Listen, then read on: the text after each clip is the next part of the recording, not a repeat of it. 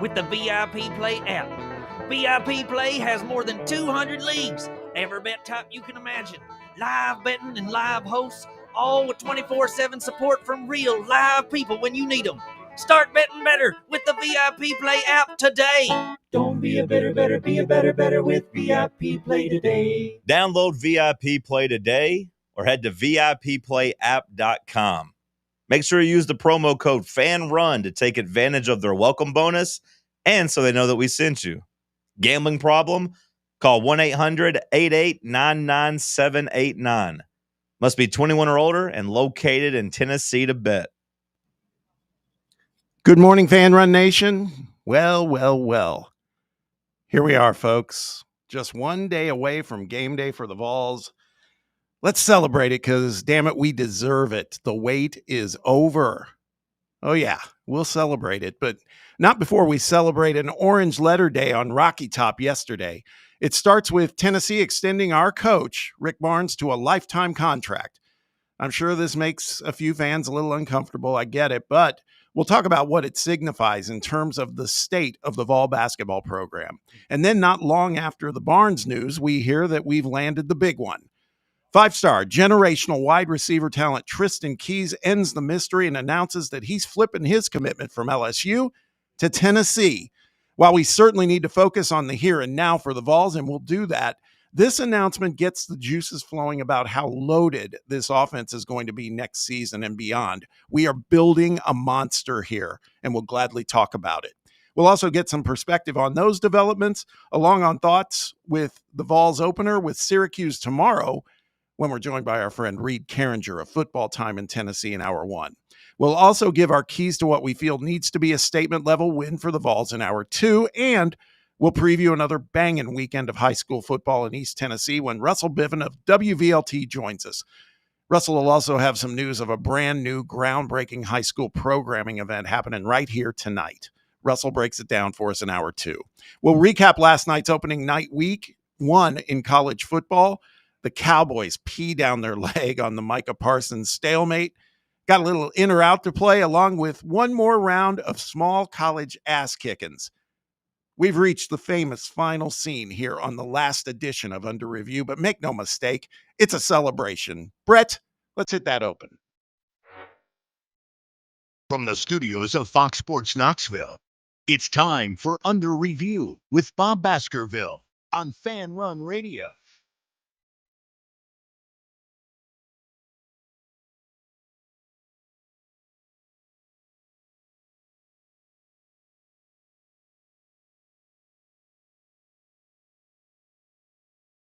Welcome. It's Friday, Big Orange Friday, Football Friday. We've made it, people. We're here. Got a lot to talk about today. Jam-packed show. Final episode of this particular show. Proud of what we've been doing here. We're going to give you one more today. Let's do it. We are coming to you live from the White Claw Hard Seltzer studios of Fan Run Radio. This is Under Review. I'm your host, Bob Baskerville, joined, as always, by Sam Beard. Got Brett Hollander and Jake Jenkins in the production booth. Got the crew together. And you, the listener, as always, appreciate you spending time with us, however you choose to do it.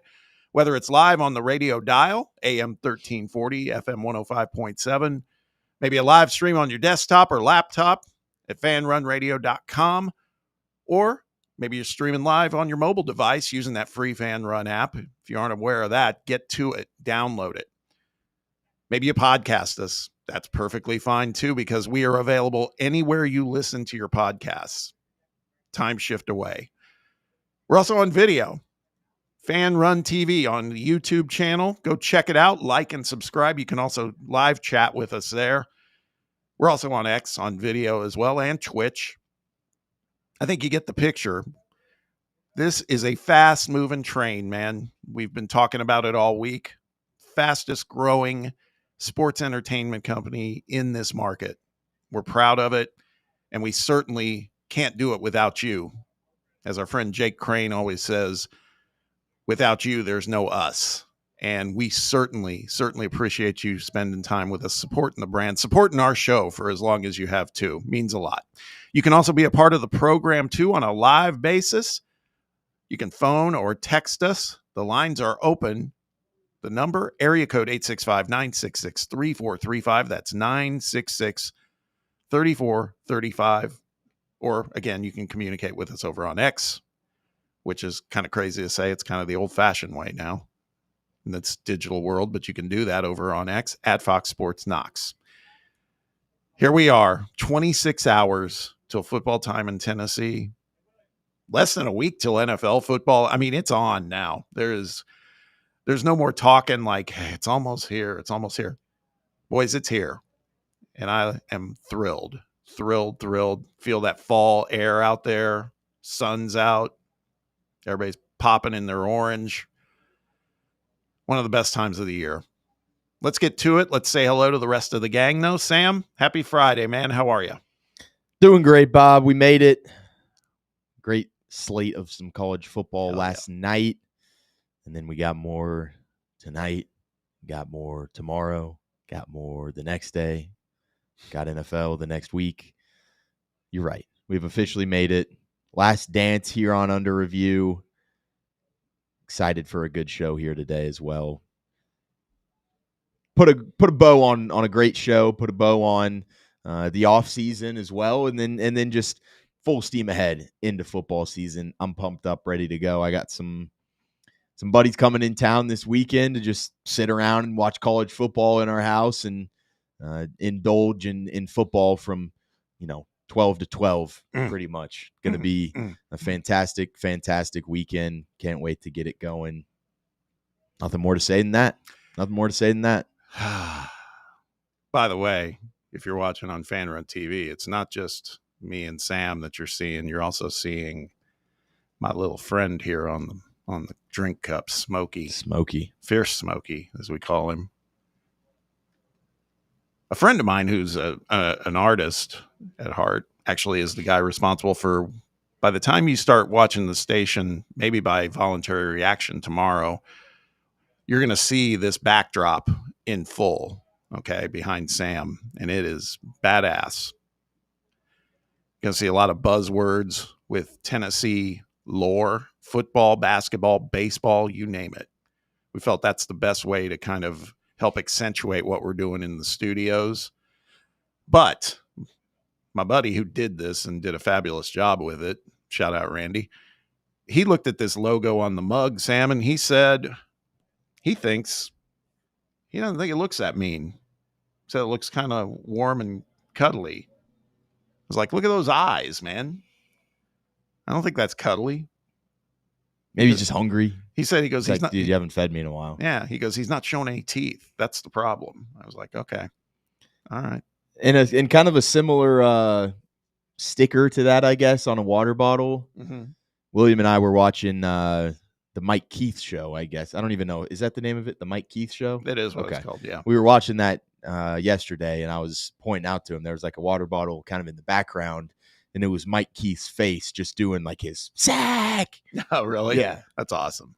God, I can't wait to hear him do that. I know. Because I think there will be some sacks tomorrow. Yeah. I believe it. I kind of forgot. I'll probably will. I mean, you've got Texas Ohio State at 12, which sucks because it coincides right with the Tennessee game. But like, I might have the Mike Keith call on the side. Like maybe I'll mute the Tennessee announcers for the first quarter or two or something like that, and kind of get the Mike Keith Tennessee experience to start off. Yeah, I agree. I can't wait though. I can't wait. Before we talk a little bit about our fantasy football draft last night, let's say hello to the rest of the gang. Brett, how you doing, man? Good, right with y'all. I might be negative about the Vols from time to time, but I am truly excited about the game tomorrow. There we go.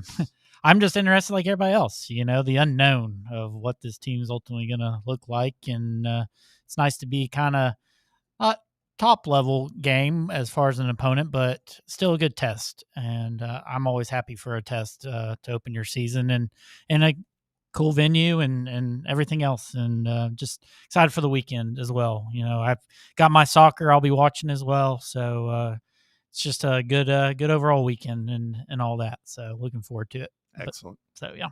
Excellent. Jake, it's your last one, man.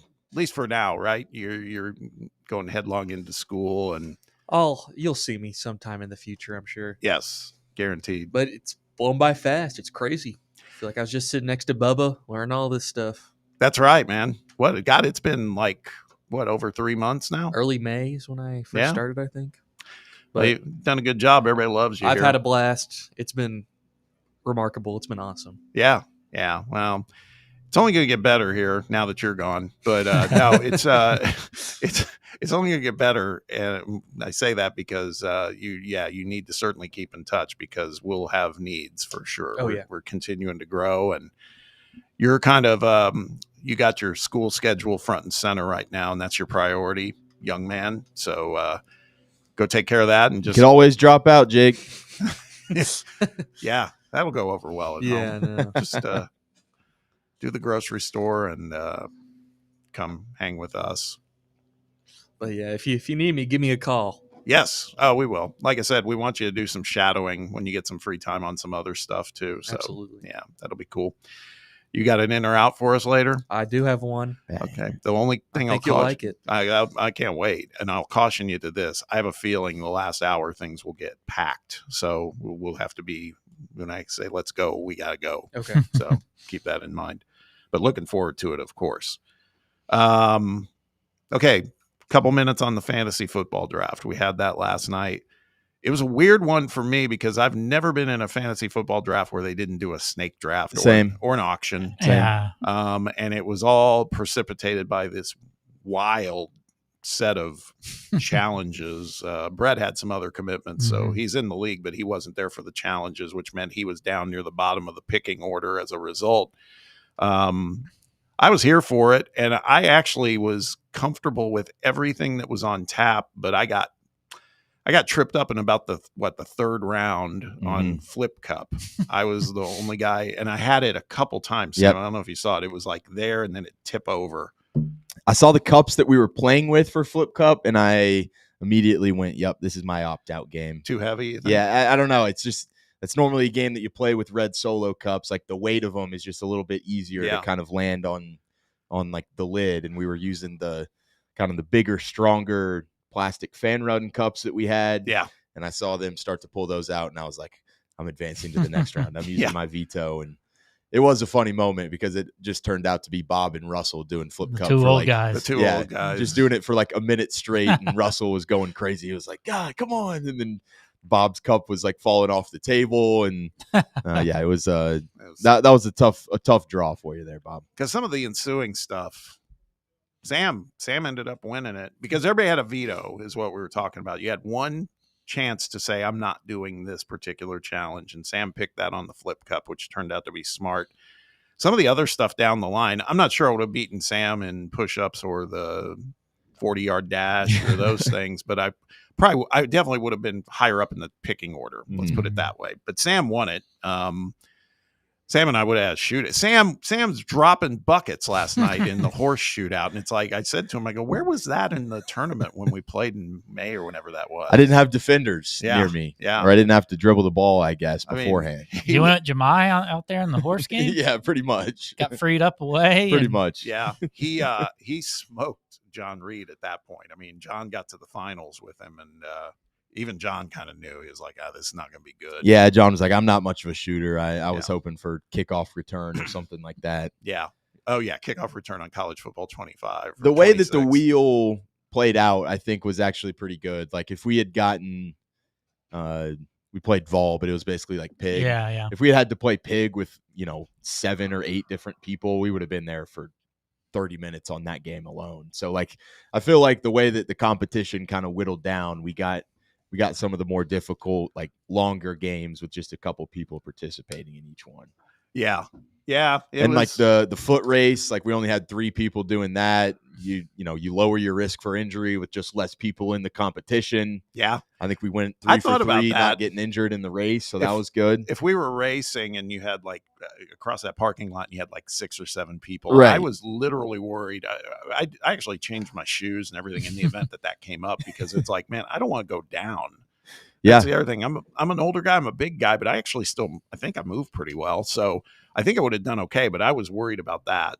Didn't need to worry. It never But you happened. just can't finish last in the games. Yeah, Exactly. you're just trying not to finish last. Yeah. Exactly. Until obviously it gets down to numbers dwindle. But I'm not gonna lie. I was one poo-pooing all this, and then when I got eliminated, I was kind of pissed. The competitive part of me is like, Yeah. come on, man, I need to still be in here. Maybe it was just me being a little hangry. I didn't eat much lunch yesterday, but I was like, we were getting to about 5:45 and the competitions were starting at 6. And I was like, John, we could have expedited this draft process by about 2 hours if we just did a random drawing of numbers 1 through 12. And he was like, oh, so you hate all my ideas? Thanks. And I was like, no, I mean, I don't hate them. I just don't want to have to do a competition for 2 hours before, but I'm in the same boat, Bob. I came out on the other side enjoying what we did.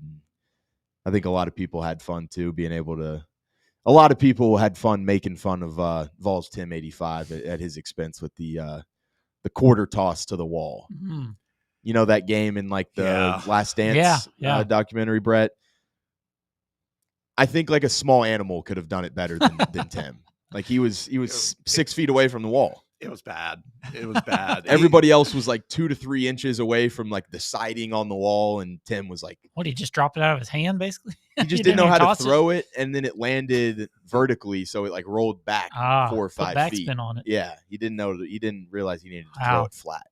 Jeez. Yeah, I mean, he went first, and I saw that. I was like, okay, well now we know. Because I went up and just, it started a string of people just like, well, I think somebody went before me. There were 2 people who went before me, and then I went, and so Tim went, and maybe it was William. So at that point, you just got to get inside Tim. Yeah, whether you got to get what was get crazy, there or not. honestly, what was crazy, if it weren't for Tim, we had a bunch that were like, I know, right next to the wall. It would have been tough, but Tim. I was joking at the end of the draft. I said it would have been hilarious if we had all those quarters so close to the wall, and then Tim goes last, and it just ends up 6 feet away, and then it's just like, oh, no, never mind. We didn't need to stress about that. That would have been some pressure on Tim, though. Imagine that. Couldn't have gotten much worse than what he did. But the draft was fun. I look at my roster, and I'm honest to God, I'm not entirely sure that doing that versus Snake is that much different. Yeah, I was trying to think if it would have been. I mean, for someone like Sam who had the very first pick because he won all the challenges, you get the first and it's almost like you're going 11th or 12th, right? Yeah, kind of. It's almost like you're reversing the order by doing it this way. And there's always that compelling argument that having the 11th and 12th back to back are pretty sweet. The difference is he had the equivalent of the 11th and 12th, but he also had the number 1 overall guy. I think everybody thought Jamar Chase would probably go at the top. Yeah. So I don't know. It's interesting. I'm okay with my team. It's all about people staying healthy. We'll see. Christian McCaffrey is my first round pick, and that could work out like a charm. Or if it's been like the last couple seasons, he could be done 6 games in. So I don't know. We'll see. But he went at the 8th pick. I couldn't pass up at that point. It was like, God, man. I just feel like the 49ers are going to have a bounce back year too. I just think they're one of those teams that, finished last in their division somehow last year. And I mean, they could be a Super Bowl contender if everything goes right. So I was laughing at Williams' old overtime partner, Max Pennell, giving him a tough time because we posted the draft board, and I after looking at it, I didn't realize that William only took 3 running backs in the entire draft. Really? And Max said, seems like William Pattison is allergic to running backs. William said, it's 2025. I'm not wasting picks on running backs that will get dinged up by week 5. And then I looked at his roster, and he chose Devon Achane. Yeah. The guy who is one of his running backs is Keaton Mitchell, who I'm not even sure he's like so he's not. He's got 2 running backs. He's got backups. And one guy who's going to be hurt eventually. And RJ Harvey, like, how many reps is he going to get in Denver? Yeah. Let's hope that William can be the first man to the waiver wire for all the running backs. Oh, let's hope. So we'll see. It was fun though. Had a fun night. Watched some college football on the side while we were doing the draft. Had some good food, compliments of RB station management. Some super hot food apparently because Tim had a rough night, man. Tim had a rough night. I feel bad for Tim. Tim had to because Well, he didn't do his punishment, so it seems fair. He had a didn't rough do it- night. He didn't do his punishment, which meant also he cashed out, meaning Yeah, he I heard paid that. everybody who was in the league last year, so he didn't have to do the punishment. Good for me. And Yeah. I was like, I got this money handed to me. I was like, seriously? and I was like, okay, whatever. And then Just gave it right to John. yeah, then Tim also had to be the butler last night because it was all punishment for skipping his punishment for finishing last season. And then he does the coin. It was Tim had a rough night. And then he ate some of the boneless wings and he got into the like blazing hot. Yeah, the Blazing Challenge. And I think he was I was worried about him. Yeah. Man. He was like teared up and His eyes were red. Yeah. Oh, yeah. sweating. I And saw he that. said, he goes, oh, man, I'm afraid I'm gonna have a heart attack here, man. His heart was already hurting enough Yeah. with the hot dogs. I He had gotta try that, but 365 days to eat 70 hot dogs, though, Yeah. right? Like, Yeah. I feel like he did it to himself. I gotta try this one more time. It's like, hell, I'm afraid I'm gonna have a heart attack. Well, even before that, like, wasn't it less because he waited so long? There was Yeah. a new record that came up Yeah, for the hot dogs. that's right. Like, he That's could have right. had 55 or The whatever. interest went up too. You know, if you Yeah. just said, "Hey, I just want to pay everyone out," he probably could have gotten it at $25 a Yeah. few months ago. Hate to see it for him. We got to get to it, man. We got a lot to cover Mm. today. Before we hit the break, there's already great interaction on the live chat on Fan Run TV. BS Osborne says, so Under Review and The Drive are both favorites. Many thanks to Under Review and the crew for always having shows with lots of pertinent information on all of all sports and sports in general daily. We appreciate that. He also follows up and says, as for tomorrow, Vols whips Syracuse 34-13. Damn Hell yeah. right, BS Osborne. Jason Jenkins, somebody we know, he says, we love intern Jake. Oh. Hey, thanks, Pops. Thanks, Oh, Dad. that's your dad. Yeah. That's then, awesome. Frank Furter says, this was nice. Bob impressed me with his level-headed knowledge and his connections with the B-ball team. In a space filled with massive personalities, Bob's a constant, refreshing, even keel, much-needed add to the drive. We'll see. And then Will says, Talk Sports crew is so stacked. So that's a compliment to Sam joining the crew. And then follows up, Frank Furter says, Cody gets to sleep another hour. We I appreciate can't the wait for that interaction. first day that Cody's Yeah, late and yeah. John's going to give him just the worst time in the world. Oh yeah. We appreciate the kind words and the interaction. Keep it coming. We got 2.5 hours to go. We're going to hit our first break though. Topic A, we got to come back and talk about it, man. Not a red letter day in Knoxville, an orange letter day. Talk about the news cycle blowing up late in the day. We got stuff to talk about and it's all good. Stick around. We'll be right back. It's Under Review on Fan Run Radio. Take Fan Run Radio with you on the all-new Fan Run app. Just search for Fan Run Radio wherever you download your apps. When it's past high noon, it's time for a vodka soda made with a vodka you've actually heard of. I'm talking White Claw vodka soda made with White Claw premium vodka. JB Smooth only drinks vodka soda made with the world's smoothest vodka. And you can too. Pick you up a bottle of the triple wave filtered vodka that's been distilled 5 times. White Claw Premium Vodka comes in 4 flavors: black cherry, mango, pineapple, and just vodka. You haven't had vodka like this. No one has. White Claw Premium Vodka. Please drink responsibly. Rickard Ridge Barbecue, located in beautiful Cove Lake State Park. Rickard Ridge is home of the best ribs in the Volunteer State. Smoked daily by Pitmaster Mark Rickard. The barbecue at Rickard Ridge is mouth-watering, fall-off-the-bone delicious. Take the scenic drive up I-75 to exit 134. For directions and to look at the rest of the menu, visit Rickard Ridge online at rickardridgebbq.com.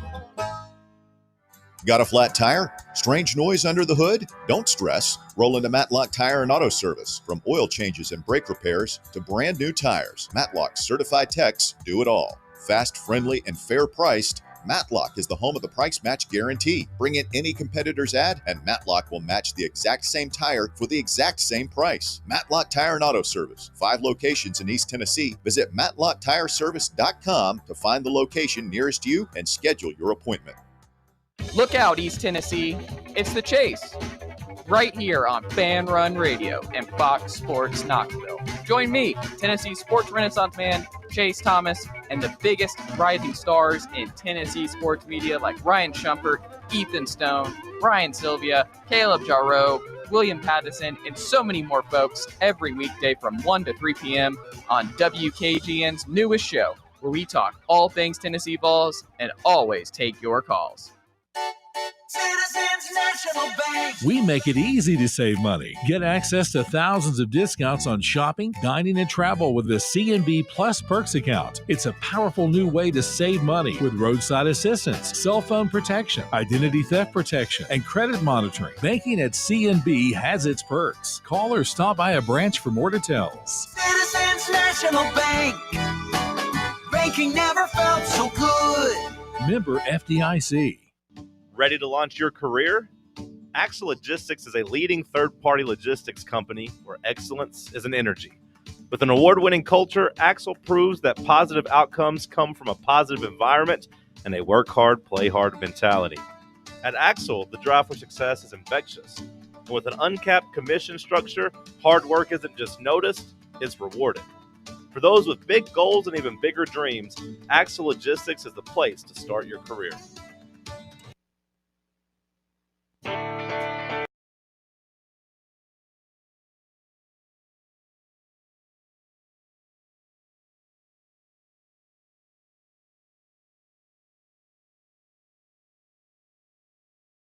Welcome back. Topic A for this Friday. What a day yesterday for the Big Orange. First, we started hearing some things. I think I might have even alluded to it in the show. We know, I know Sam did regarding Tristan Keys, and we'll get to that in a second. But then I think I even mentioned we might be hearing talk of some news with Rick Barnes. And within a couple hours, sure enough, it became real. Rick Barnes gets a lifetime contract extension. Now, to be clear, he's got a rolling 3-year contract, and so that's what's going to happen. Now, the terms of it are after each year passes, they'll add a year to his contract. So I don't think this is Rick saying he wants to be coaching when he's 85. I just think it's a good sign of recognition for what he's accomplished. And also, I think for him, knowing him, I think he just wants to be like, hey, man, I just don't want anything put to doubt. It helps in recruiting, everything else. I plan to be here for the foreseeable future. Let's just lock it up. So I think it's good. I'm sure there's going to be a few naysayers that were concerned about it, saying, oh, God, is this what we're locking in? I still think this is a guy that maybe is here, Sam, 5 to 6 years, maybe. And if he wins a national title or even gets to a Final Four, it may be less than that. We'll just have to see. But I think it just, again, signifies the state of basketball at the University of Tennessee. It is extremely healthy, and it's because of this guy, man.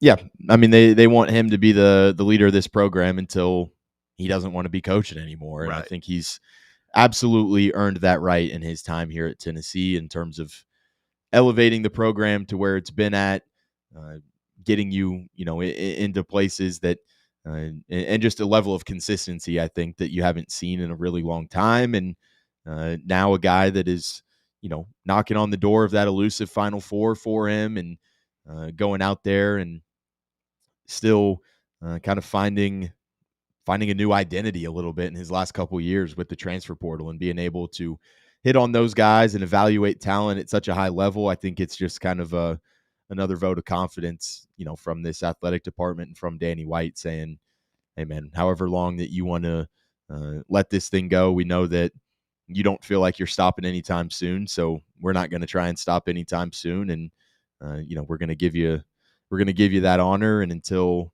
you finally kind of feel that it's the right time to hang it up, we're going to be right here with you. Yeah, that's exactly it. And I heard John and Cody talking about it, and I think John put it best, because I think Cody was asking, does this move us into, is this because we're a blue blood? I think blue blood for us in basketball, that's hard to say. I don't think that happens unless you win national titles, and we haven't done that, obviously. So nonetheless, we are a legitimate, I think, a top 12 basketball program nationally, probably in that range. And in the whole sea of college basketball and how competitive it's become, it's a pretty good place to be. I'd say we're top 15 at a minimum, but I'd say top 12, maybe even top 10 if we can continue to have some consistency like we've seen the last couple of seasons with 2 Elite 8 runs. hopefully we can get deeper. Brett, did this surprise you, or I mean, what are your thoughts? Yeah, I think you just hear lifetime contract and you think, oh, this is never going to end, but it's just reassuring, that Barnes is here from Log Hall, and yeah, I mean, I just think it's a great deal for the program and just solidifies who Barnes is as a coach and as a person, and not just for the basketball team, but for the whole university. And he's a great man and great basketball coach, and it just makes all the sense in the world to do this, and it just gives him time to see how long he actually wants to go. And who knows if he's even going to make it to the next 3 years and all these next years added on or whatnot. But it's just a great reassuring thing, and I think he absolutely deserves it. And I think it's only a matter of time. I think it happened this year. He gets to his first Final Four. So I'm totally pleased with this one, and well-deserved. Yeah, totally agree. I think that if you think about it too, I honestly think some of this is, and I don't mean this as a criticism, but I think if you're Danny White and you're trying to create your own legacy as an athletic director and what may lie ahead for him and something else, if you're liking what you're seeing, it's like lock him up. He did it with Tony Vitello last summer, and then this year he extends Heupel in this week. He extends Heupel, and now he does with Rick Barnes. I just think that some of this is him. This is Danny saying, hey man, I got my own job to worry about too. Things are good. Let's just keep running it back. That's what we should do. We got the right guys. Let's make sure we don't lose them. So I think it's good. Then a couple hours later, right around dinner time, the big one, Tristan Keys. And Sam had mentioned yesterday we were hearing rumblings that we were going to maybe hear something on a flip from Tristan. And sure enough, he says, baby, flip that commitment. The 5-star is coming to Rocky Top. Boys, we got football to play this season, but I think what it starts to look at when you look at our roster and the composition of it, at least at face value, we got something building here. I mean, we've now moved into the top 10 on, the rivals and the 247 rankers as far as class of 26 recruiting. I think we're in a good spot, Sam. You're in a great spot. And, I kind of can't remember who I was saying it to at the fantasy draft last night, but I kind of wonder if, they thought, hey, we feel good enough about what we've got in our wide receiver room so far this year that we're not just going to go and spend a lot of money willy-nilly on the transfer portal, because we're really confident in what's coming in, in the future kind of thing. And I think when you kind of look at it that way, if Mike Matthews breaks out, you've got another year of him. You've got Braylon Staley in the wings. You've got Travis Smith and Rodorius Jackson. And then you get into this 26 class and you got Tristan Keys, you got Tyreek King, you got Legend Bay, you got Salisi Moa as well. Like you're starting to really kind of stack the cupboard pretty well in terms of wide receiver talent. And I think that if you can kind of get through this year healthy and some of these young guys can take that next step, I think that you really start to feel like you're kind of bridging the gap between, hey, you're bringing in these elite quarterbacks just about every single year in the recruiting rankings, but now you're able to pair them with really, really good talent in the wide receiver as well. Yeah, and you rattle off those names. And Brett, I sheeped out last night. I got to say it. It was before you came. I made the comment. I was like, again, on paper, face value, it's like that feels like a wide receiver core of, the thing we're most concerned about this year. You look ahead and it's like, damn, man, this is like LSU-esque in terms of the numbers. Now they got to go do it. Right. Obviously, there's a lot still to be resolved. And there's those realities of, hopefully Keys doesn't have somebody else say, hey, man, here's some more money. What do you think?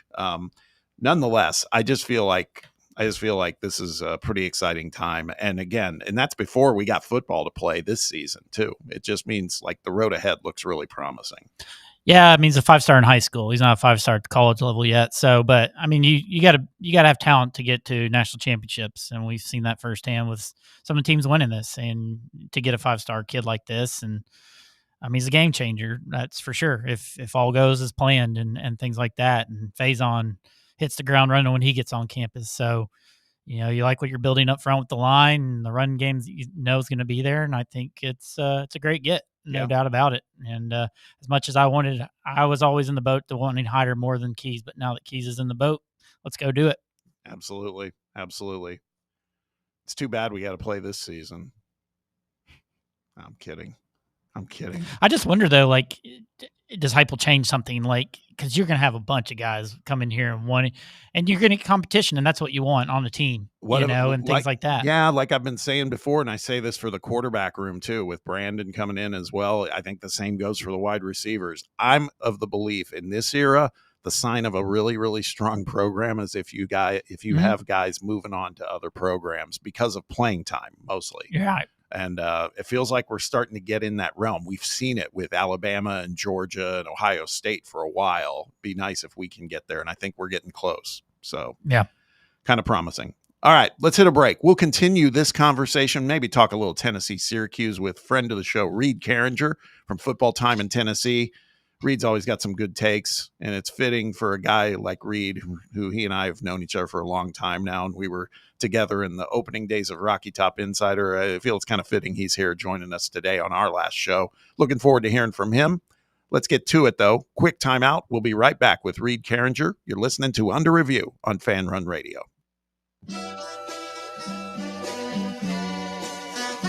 You're listening to Fan Run Radio, the sports humans. Hello, is Tina there? Who's this? Yeah, this is Vince from the hit reality show Wives Don't Tell. Tina applied for our show to confess that her husband won't go to the doctor to get his erectile dysfunction checked. She said she's ready for a guy that can bring the heat. All right, what the hell is going on? You know you're talking to her husband right now? Tina!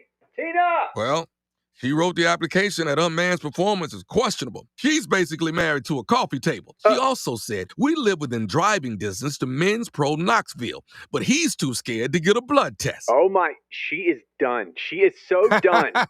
Gotcha, Mike. It's Nephew Tommy. Ain't no reality show. It's a prank. Men's Pro Knoxville is the real deal, fellas. Local experts, test results in minutes. Call 865-544-8220 or hit men'spro-knoxville.com before your lady books a new co-star. Men's Pro Knoxville, making it happen. We really need to get some branded stuff. Shirts, hats, promo items, something professional. I mean, we could just find a website and order a bunch of it ourselves. You could, but you're taking a big risk. You don't know the quality, the fit, the timeline. It's a roll of the dice. Yeah, I guess, but isn't that how everyone does it now? Not the ones who actually care about how their brand looks. Look, if we're putting our name on it, it needs to be done right. We need SM Athletics.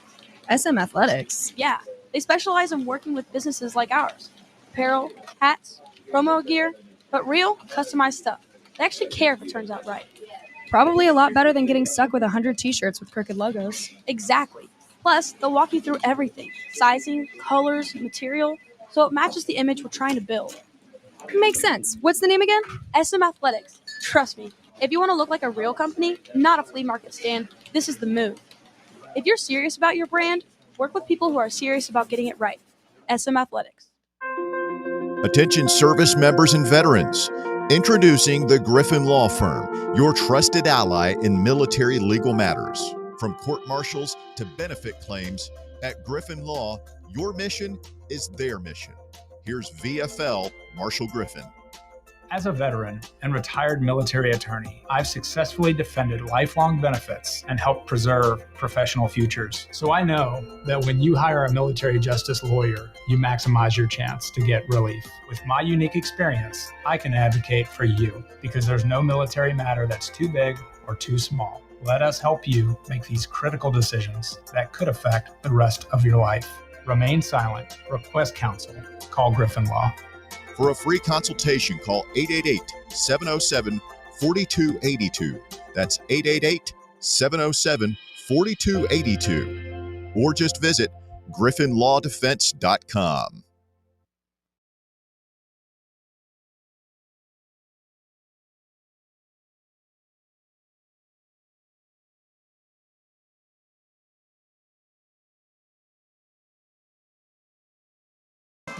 Welcome back. Let's continue the conversation about Tennessee's Orange Letter Day yesterday, along with maybe a little talk about Tennessee Syracuse, because we still have a Not for nothing. We got a game tomorrow, man. Football's back. Love talking to this guy. You know him from a number of things. Football Time in Tennessee. If you follow him on social media, some of the pizzas he creates look just legendary. I haven't had one yet, but I'm going to have to partake at some point. Just an overall good dude, and we enjoy having our conversations with him. It's Reed Carringer. Reed, thanks for hopping on, man. How you doing? Gentlemen, doing great. We made it. We made it holiday weekend, football kickoff.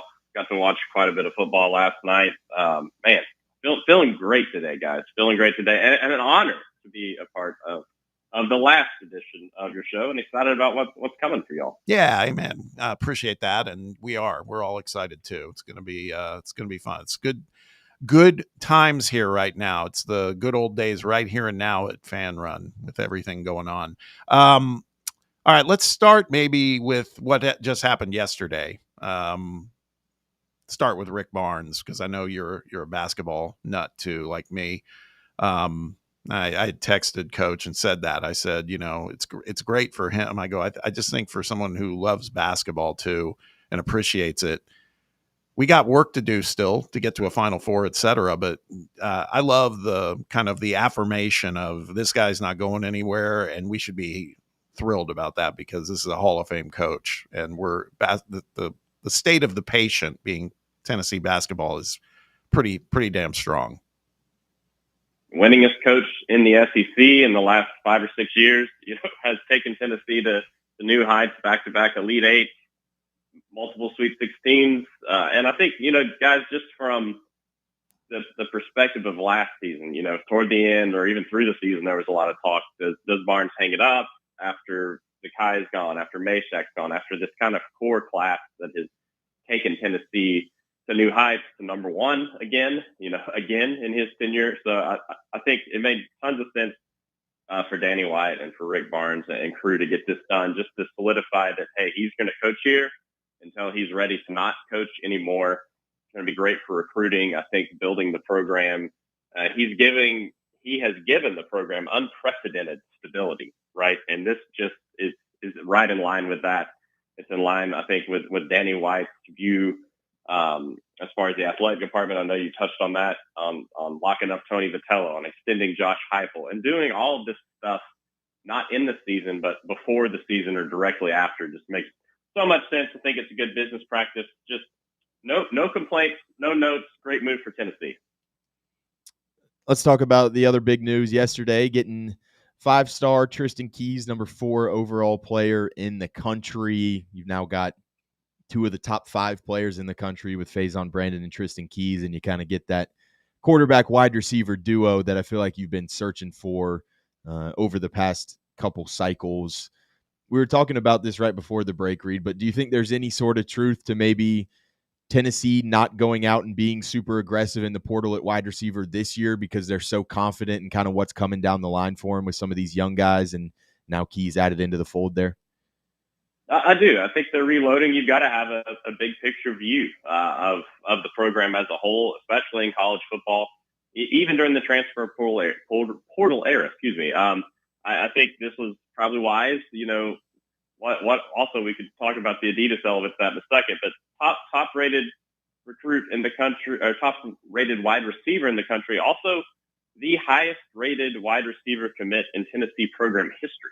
So you're talking about one of the most prolific wide receiver cores in the country in my lifetime is what Tennessee's had. They've turned out top 10, I think, in wide receiver draft picks over the course of history at Tennessee. So this can make a case for Tennessee as wide receiver you for sure, and you're getting the top rated wide receiver in your program's history. Just not really enough to say about that. And 2 of the top 10 recruits in the country locked up this recruiting cycle for Tennessee. Pretty huge, pretty bad day for the Heupel can't recruit crowd, or the Adidas deal is going to hurt recruiting. Yeah. Lots of things. And Adidas, guys, I'm sure you all touched on that, changing their profile, shouting out Keys on social media. What a time we're living in, guys. What a time we're living in. It's amazing. And, just think about it right now in the current state in the NFL. we've talked in the past about wide receiver U, and it feels like LSU has kind of taken that mantle and they still own it at the moment. But it's not too bad when you're looking right now. If you think about Vol receivers that have been in the NFL now for a little while, Juwan Jennings, Josh Palmer, and now you've got Dante Thornton showing out, and sounds like Cedric Tillman's going to get some more run. Maybe Jalen Hyatt too. I mean, I'm guessing if you're a wide receiver looking at Tennessee as an option, that's got to be attractive. You can't deny the fact that these guys are getting at least a shot to make it in the league. Marquez Callaway had a really good NFL career. Juwan Jennings, right? Yeah. Even though he's in a dispute with my Niners, but yeah, I think it's been kind of, even some of those guys that maybe didn't produce a ton at Tennessee have gone on to have solid NFL careers, and I think you're going to continue to see that when you look at the talent just overall, Bob. And you touched on this last segment. Tennessee is they're trending the right way this year, and they're trending the right way next season as well. And it takes time to build a roster, but I think overall, when you're looking at the amount of blue chips, which we've talked about before when I've been on the program, it keeps increasing for Tennessee. It looks like that's going to continue to increase next season, and that's where you got to be if you want to compete on the road at Ohio State or Texas or Georgia. You've got to have at least close to enough talent to consistently compete to win those games. And also, guys, that class, Tennessee's wide receiver class next year, loaded. Keys, King, Bay, it's five-star athletes too. That's probably going to play receiver, and some all name guys on there too. I mean, what Tyreek King, Tristan Keys. I mean, it's going to be some fun names to listen to Mike Keith call out catching bombs down the field. Legend Bay.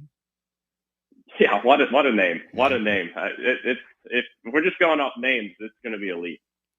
You mentioned kind of going out there and competing with the Ohio States and the Georgias and the Texases of the world. You've got 5 commitments now in the top 50 for the 2026 class there. Do you feel like this is the class that maybe kind of gets Heupel and this crew kind of over the hump a little bit as it pertains to kind of roster construction and stacking depth and things like that? Do you feel like this 26 class will kind of look back on it and say, man, this was the year that we kind of got things rolling officially?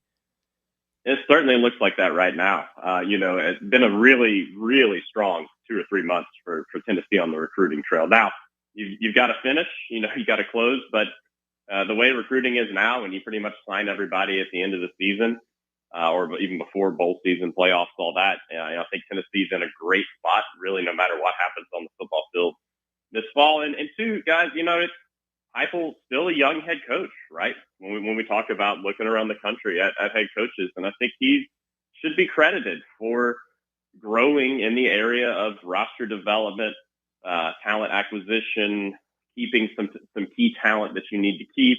I think it's a learning curve. It's going to be at a place like Tennessee, especially with all the changes that we've talked about in NIL rules that seem to change every single year.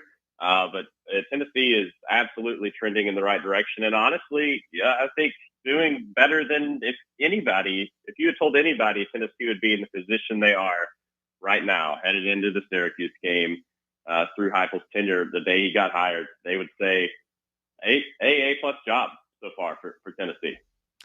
We're talking with Reed Carringer, talking about Vols athletics, but we're kind of pivoting to football. And this is a good time maybe to talk a little bit about the game that's now just a little over 24 hours away. Syracuse in Atlanta. Trying to think, is the last time we were in Atlanta, was that the North Carolina State game with Cordero Patterson? No, or maybe it was the Georgia Tech with the turnover trash can. That was so awesome. Good times.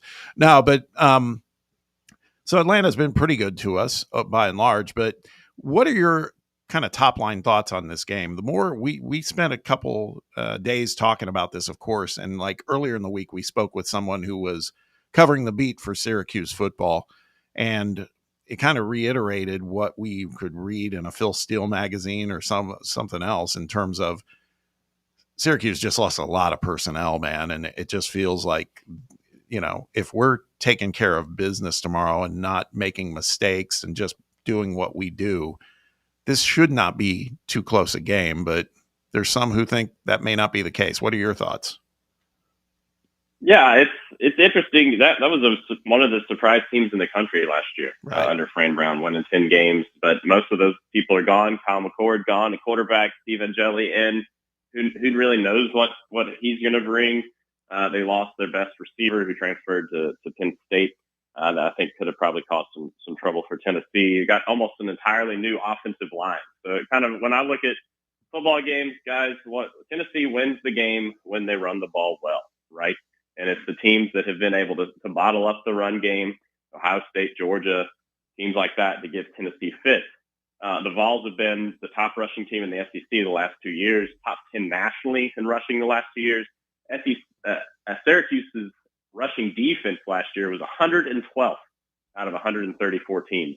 So I think Tennessee is going to be able to run the ball at will. I expect them to stack the box. I think you're going to see Aguilar probably make a few plays downfield. I just think it's going to be a battle of the trenches. I expect Tennessee to win that battle and be able to run for 200 plus yards on Syracuse would be my guess. And then how does Tennessee's defense do? You know, you don't have Jermod McCoy back there.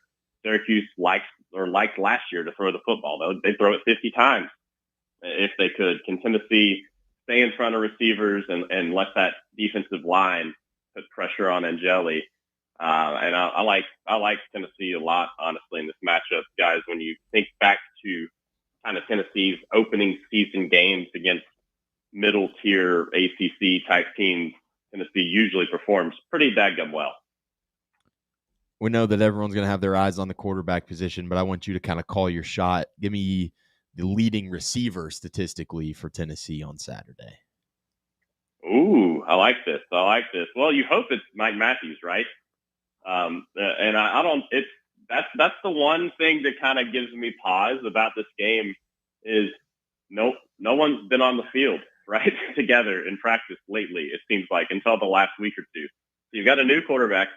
You've got a receiving core that was banged up in camp.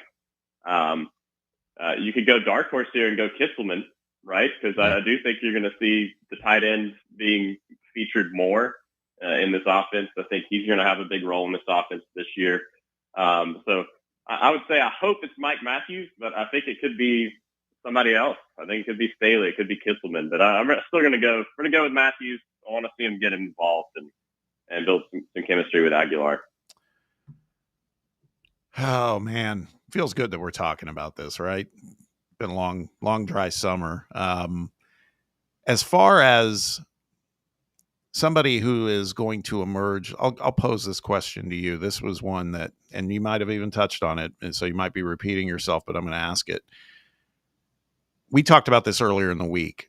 Can we identify a guy who we should be spending a lot of time being focused on going into the weekend that's not Joey Aguilar, that's not Boo Carter, that's not Jermod McCoy? Jermod's not going to be playing anyway, but we all had respective players who, and it felt like a fair amount of them were on the defensive side, because I think we've all been kind of guilty of saying, man, our defense, we good, we don't need to worry about that too much, but got to keep an eye on certain things. Who's going to anchor that defensive backfield if Mod's not there, and who knows how much Boo's going to play, all those types of things. If you had to identify one player who hasn't been getting the headlines so much recently, but is incredibly important in your mind to this game and this team, who do you think that would be?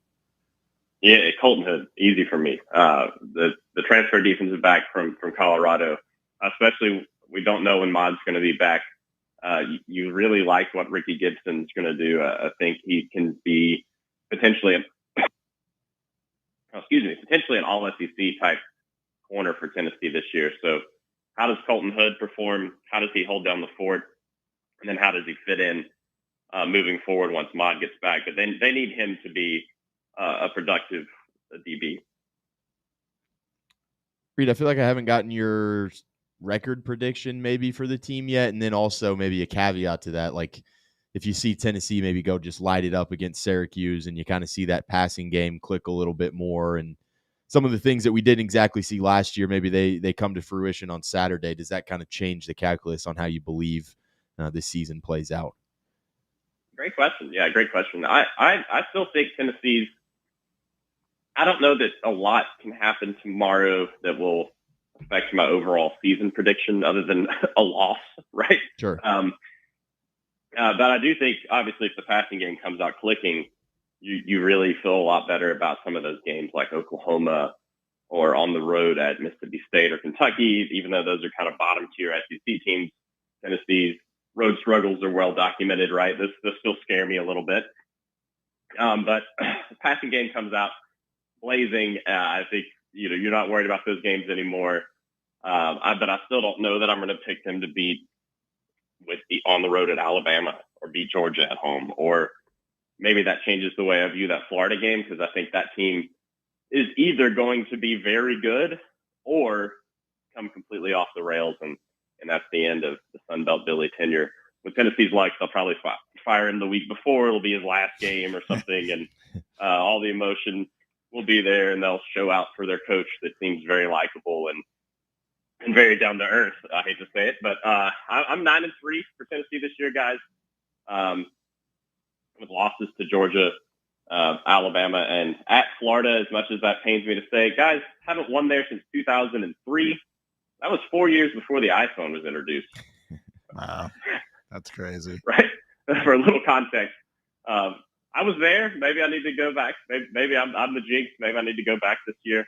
But good Lord, it's always a struggle down there. So I'm at 9-3. I think you're going to that Florida game with a chance to get into the playoff, right? Then, if you've only got 2 losses, if you win that game, that's essentially a play-in game for Tennessee toward the end of the season. So if the season shapes up like that, that's going to be an all-timer down there in the swamp. No doubt. Hey, listen, man, this has been fun. It's been good reconnecting with you. It's been great having these conversations with you. And I would say to be continued, just probably on a different show at some point. But cannot thank you enough for hopping on with us these weeks. Sam and I have enjoyed it. And, man, let's get to it. It's football time. But like I said, to be continued. Looking forward to more conversations. But thank you, Reed.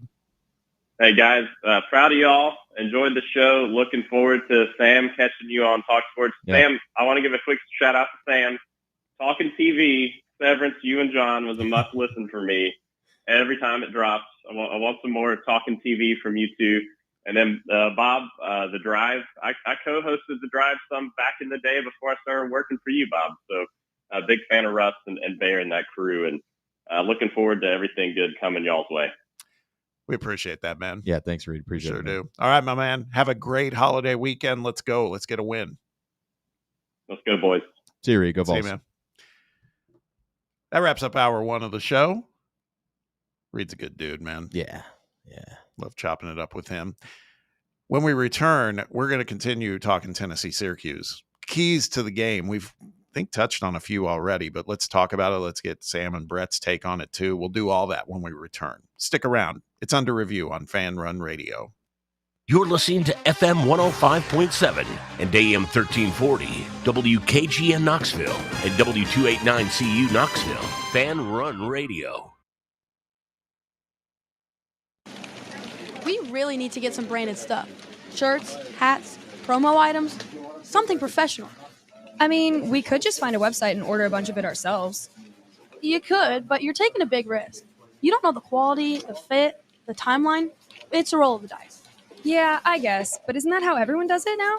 Not the ones who actually care about how their brand looks. Look, if we're putting our name on it, it needs to be done right. We need SM Athletics. SM Athletics? Yeah, they specialize in working with businesses like ours. Apparel, hats, promo gear, but real, customized stuff. They actually care if it turns out right. Probably a lot better than getting stuck with 100 t-shirts with crooked logos. Exactly. Plus, they'll walk you through everything. Sizing, colors, material, so it matches the image we're trying to build. Makes sense. What's the name again? SM Athletics. Trust me, if you want to look like a real company, not a flea market stand, this is the move. If you're serious about your brand, work with people who are serious about getting it right. SM Athletics.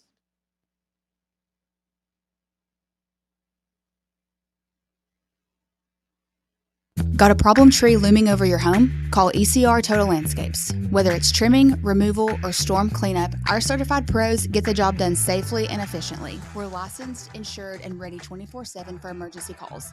Big or small, we cut them all. ECR Total Landscapes. Call now for a free estimate, 865-384-2012, and mention promo code FANRUN for free stump grinding on any tree removal now through the end of the year. Also, visit us at ecrtotallandscapes.com.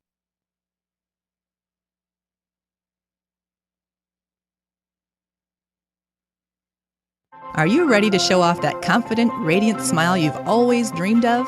Well, here at Knoxville Smiles, we're ready to turn your dream into a reality.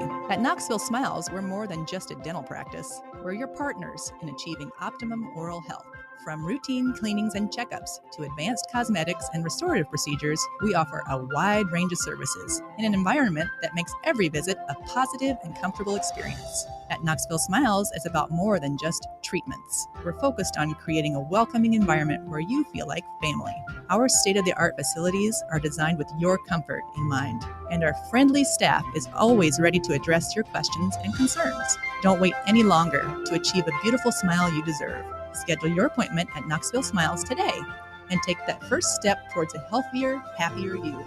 Call us at 865-539-1776 to book your appointment today, or just visit our website at knoxvillesmiles.com. Whether you are buying or selling a home, or even looking for some land to build on and start a family, be sure to give Reed Emerson with Better Homes and Gardens Real Estate Heritage Group a shout. He is a longtime listener and supporter of Fan Run and has been serving the Mid-State for many years. Reed prides himself on his hassle-free and honest approach, and that's because he's not just chasing another commission. He wants what is best for his clients. Give Reed Emerson a call or text him today to get the process started. His number is 931-492-0418, or you can find him online at bhgheritagegroup.com.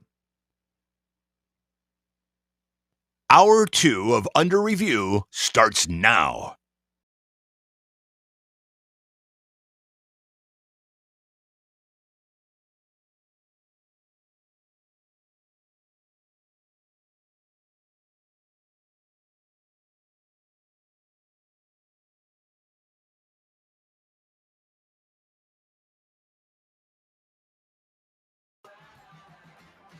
Welcome back to the White Claw Hard Seltzer Studios of Fox Sports Knoxville, Fan Run Radio. It's Under Review. Got Bob and Sam and Brett and Jake here on a Friday, wrapping things up for the week, wrapping things up for this show. But good times ahead. Football season is here. All sorts of great programming on Fan Run. We are very, very excited, and we appreciate you joining us. Quick programming note. Today, Russell Smith and The Drive. Kind of like those guys. Guess I'll be hanging with them now. They're going to be going live at the Casual Pint down in North Shore, down around Pellissippi, from 3 to 6 p.m. You can go check out the boys. What a day, weather-wise, everything else. And that area is so cool. There's nice places to hang, and you could say hello to Russell and Bear. I'm going to be there for a little while as well, probably starting around the 4 o'clock hour. So it should be fun. A lot going on. You can sample some of the great beers that are also at the Casual Pint. That's happening today from 3 to 6 p.m. Check out The Drive right here on Fan Run Radio. Also, tomorrow, watch party. Okay, we're talking about Syracuse and Tennessee. Might as well say it right now. If you're not going to Atlanta, and if you're kind of sitting there thinking, I was just going to watch the game at home and hang out, come hang out with us at Barley's down in the Old City. Barley's obviously a great place, great food, great drinks, great ambiance, TVs all over the place. The Fan Run team's going to be there, probably starting at about 11:30. Game starts at 12. They'll probably have Ohio State and Texas on somewhere. If you're so inclined, maybe you are a wagering sort. You surely wouldn't want to watch that game otherwise instead of the Vols and Syracuse, because that will be the main event there. But come hang out with us. It's going to be a fun day down in the Old City. I'd say get there a little bit early because parking can sometimes be a challenge down there. Take care of it. Get there a little early. Come hang with us. Should be fun. Barley's in the Old City tomorrow for a watch party. Syracuse and the Vols. Speaking of Syracuse and the Vols, let's talk a little bit about the keys to this game. We've spent a lot of the time in the first hour talking about all the great things that happened yesterday for Tennessee football and basketball. But let's focus a little bit on the situation at hand, which is the Syracuse Orange coming into Atlanta tomorrow to take on the Vols. Going to be a lot of orange, Sam. Vols are wearing their orange jerseys, white pants. I'm assuming Syracuse comes in with their white jersey, orange pants, different kind of orange, but a lot of orange in the stands and on the field. I'm excited. Let's see which one wins. Should be. It's going to be. I know who's going to win. Actually. I know who's going to win too. It's that darker orange, that thing. I got to be careful. My wife's a Syracuse alum, and I got a friend, Chris, who's come on our show before and talked media stuff. Yes, he's another Syracuse alum. So anyway, let's talk about some keys. But before we get to the keys, we just got a phone call in, and this guy has been such a staple on our show over the months that we've been doing it. He's a good sort because he's also a Colts fan. It's Matthew hopping on. Matthew, thanks for joining us for a minute. How are you? Doing good, Bob. It's a bittersweet Friday. It's a big orange Friday, but no secret. I've learned what you guys are doing. I'm excited for you all's futures, but I would not be not disappointed, but just selfish to say that I won't get to hear your charming charisma, Brett, or your witty takes, Sam, or just your intellectual thoughts. You know, I enjoyed the sympathy that you shared with us yesterday as Colts fan, Bob, and that was some really good high notes that you hit yesterday with Bubba. So good job on your part. They've been practicing all off season, Matthew. We tried. We can't emulate Seth DeFlo too much, but we gave it a shot.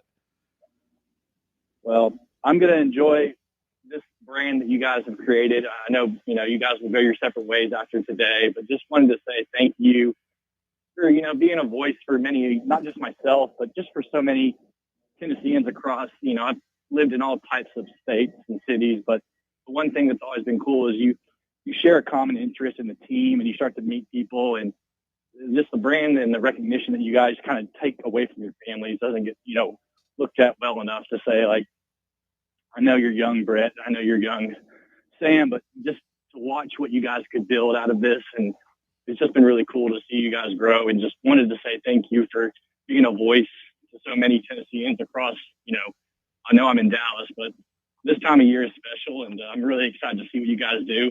I did have one question, Bob, when the Colts sweep the Titans this year, are you going to make sure to text Sam and let him know that if he checked out the game? I'll hang up with that thought, boys. Have a great weekend. Go Vols. Give me the Vols 37. Give me Cuse 7. Give me a first touchdown, Sam, to our boy Ethan Davis. Have a day. Wow. All right. Appreciate it, Matthew. Yeah, thanks for the kind words, Blowout. Matthew. And yeah, if that happens, Sam, we won't be texting. I will show up early. Yeah. I will show up early at the Miami end of Blue. Talk Sports. I'll be sitting right outside the door. Bob's just going to call into the station with me producing, just Paint knowing, the glass like, hey, blue. pick up the phone, Sam. Pick up the phone. I'm here. Yeah. Yeah. We all know that's not going to happen, though, Brett. Come on. Not a sweep. Definitely not a sweep. No, they typically. How about a split? It'll be a split. It'll be a split. And they like will normal. not be great games. You can almost count on it. All right. Back to our guys that are playing tomorrow, Tennessee and Syracuse. So again, I've got some ideas of what I think are keys to, because I think this needs to, if you listen to Matthew's predicted score, and I think we heard one from JS Osborne as well, or BS Osborne rather, on the live chat earlier. A lot of people think it's going to be not that close. I kind of tend to agree, but regardless of what happens, we got to make a statement, I think, tomorrow, because there's been so much up in the air for the fan base, but also a lot of the national media about, is Tennessee really good or not? I feel like we're getting that vibe. They're not saying that, but I think the vibes are kind of real. So I think it's really important tomorrow, Sam, that you go out and it's like an emphatic win one way or the other. Yeah, it'd be nice to go out there and just kind of lay it all out on the table and, have kind of an NC State like game. That one would feel good to be able to just kind of say, hey, let's go out there and let's execute and let's show people that this drop off isn't as big as we maybe made it out to be in the offseason. But I think also what's just as important is not exactly letting kind of that pressure of, hey, we got to prove to everyone that we're a good team still. I don't think you can let that get to you.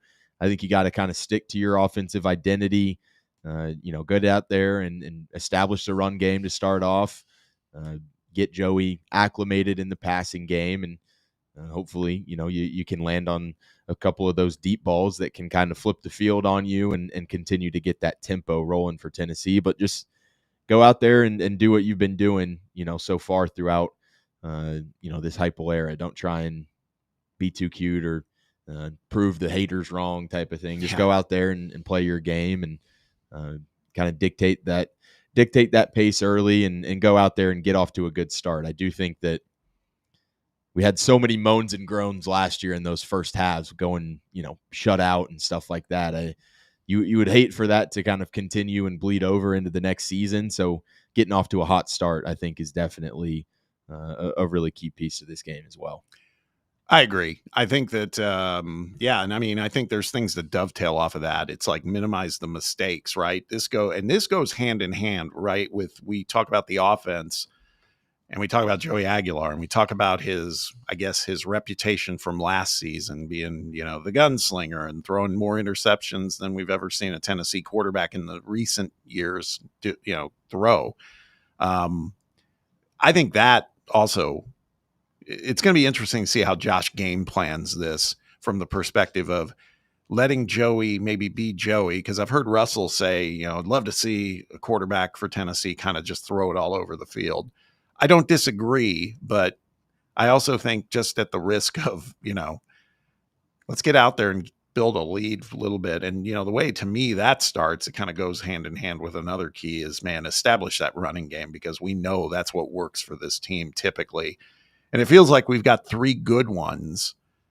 I don't even care who emerges of the three, right? It's like, let's, even if they all eat, that's okay. That's a good sign. But I think that that's pretty critical too, because we've talked about it earlier in the week about kind of letting Joey do what he does, but also govern it a little bit, right? So you are setting him up for success because the first pick he throws, my God, the fan base is going to just freak out. It's inevitable.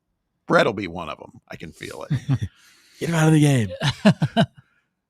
Brett, your thoughts on just an offensive approach? Because again, I want to go out there and make a statement, get off to an early start. I think we all do, but it might have to be a little measured too. Yeah, I think it's going to be a slow start, honestly.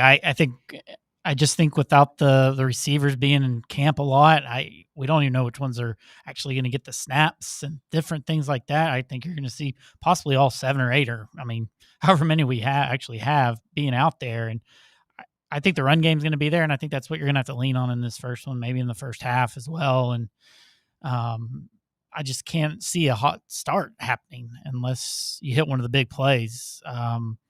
You just hope you don't have the big turnover, something like that. But overall, I think for me, and you have it in your little notes there, is just the front four. I think they're going to be the key because I think the strength of Syracuse is going to be their wide receivers is what you hear.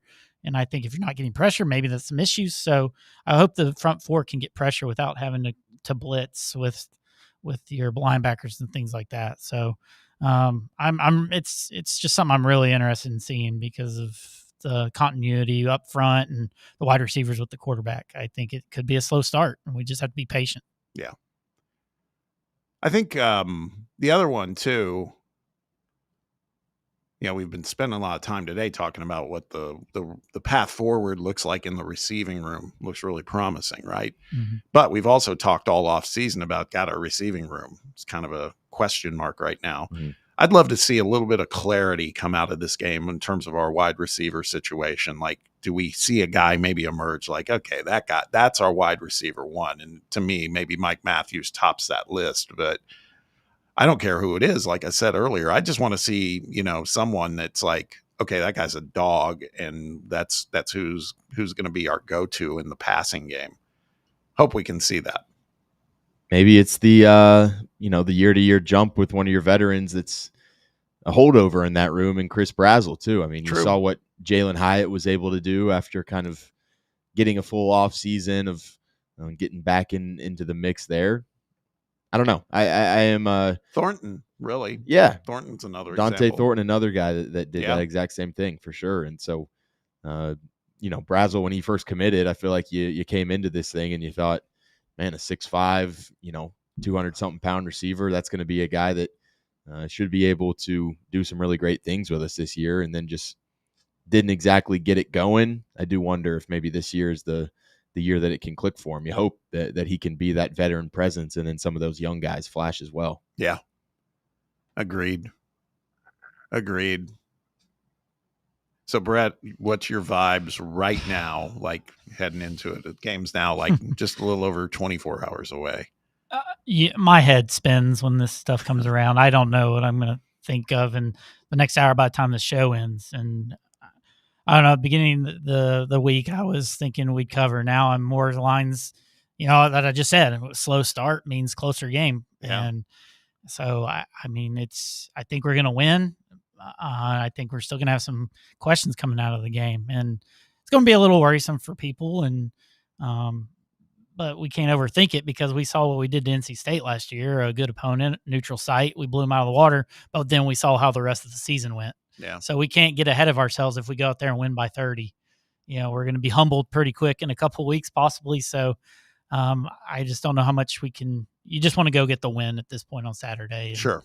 And hopefully just mistake free, honestly. And, just who's playing, who's not playing, kind of thing. So that's the biggest thing going into this game for me. So say it does happen. Say that it's like what Matthew said. It's 37-7.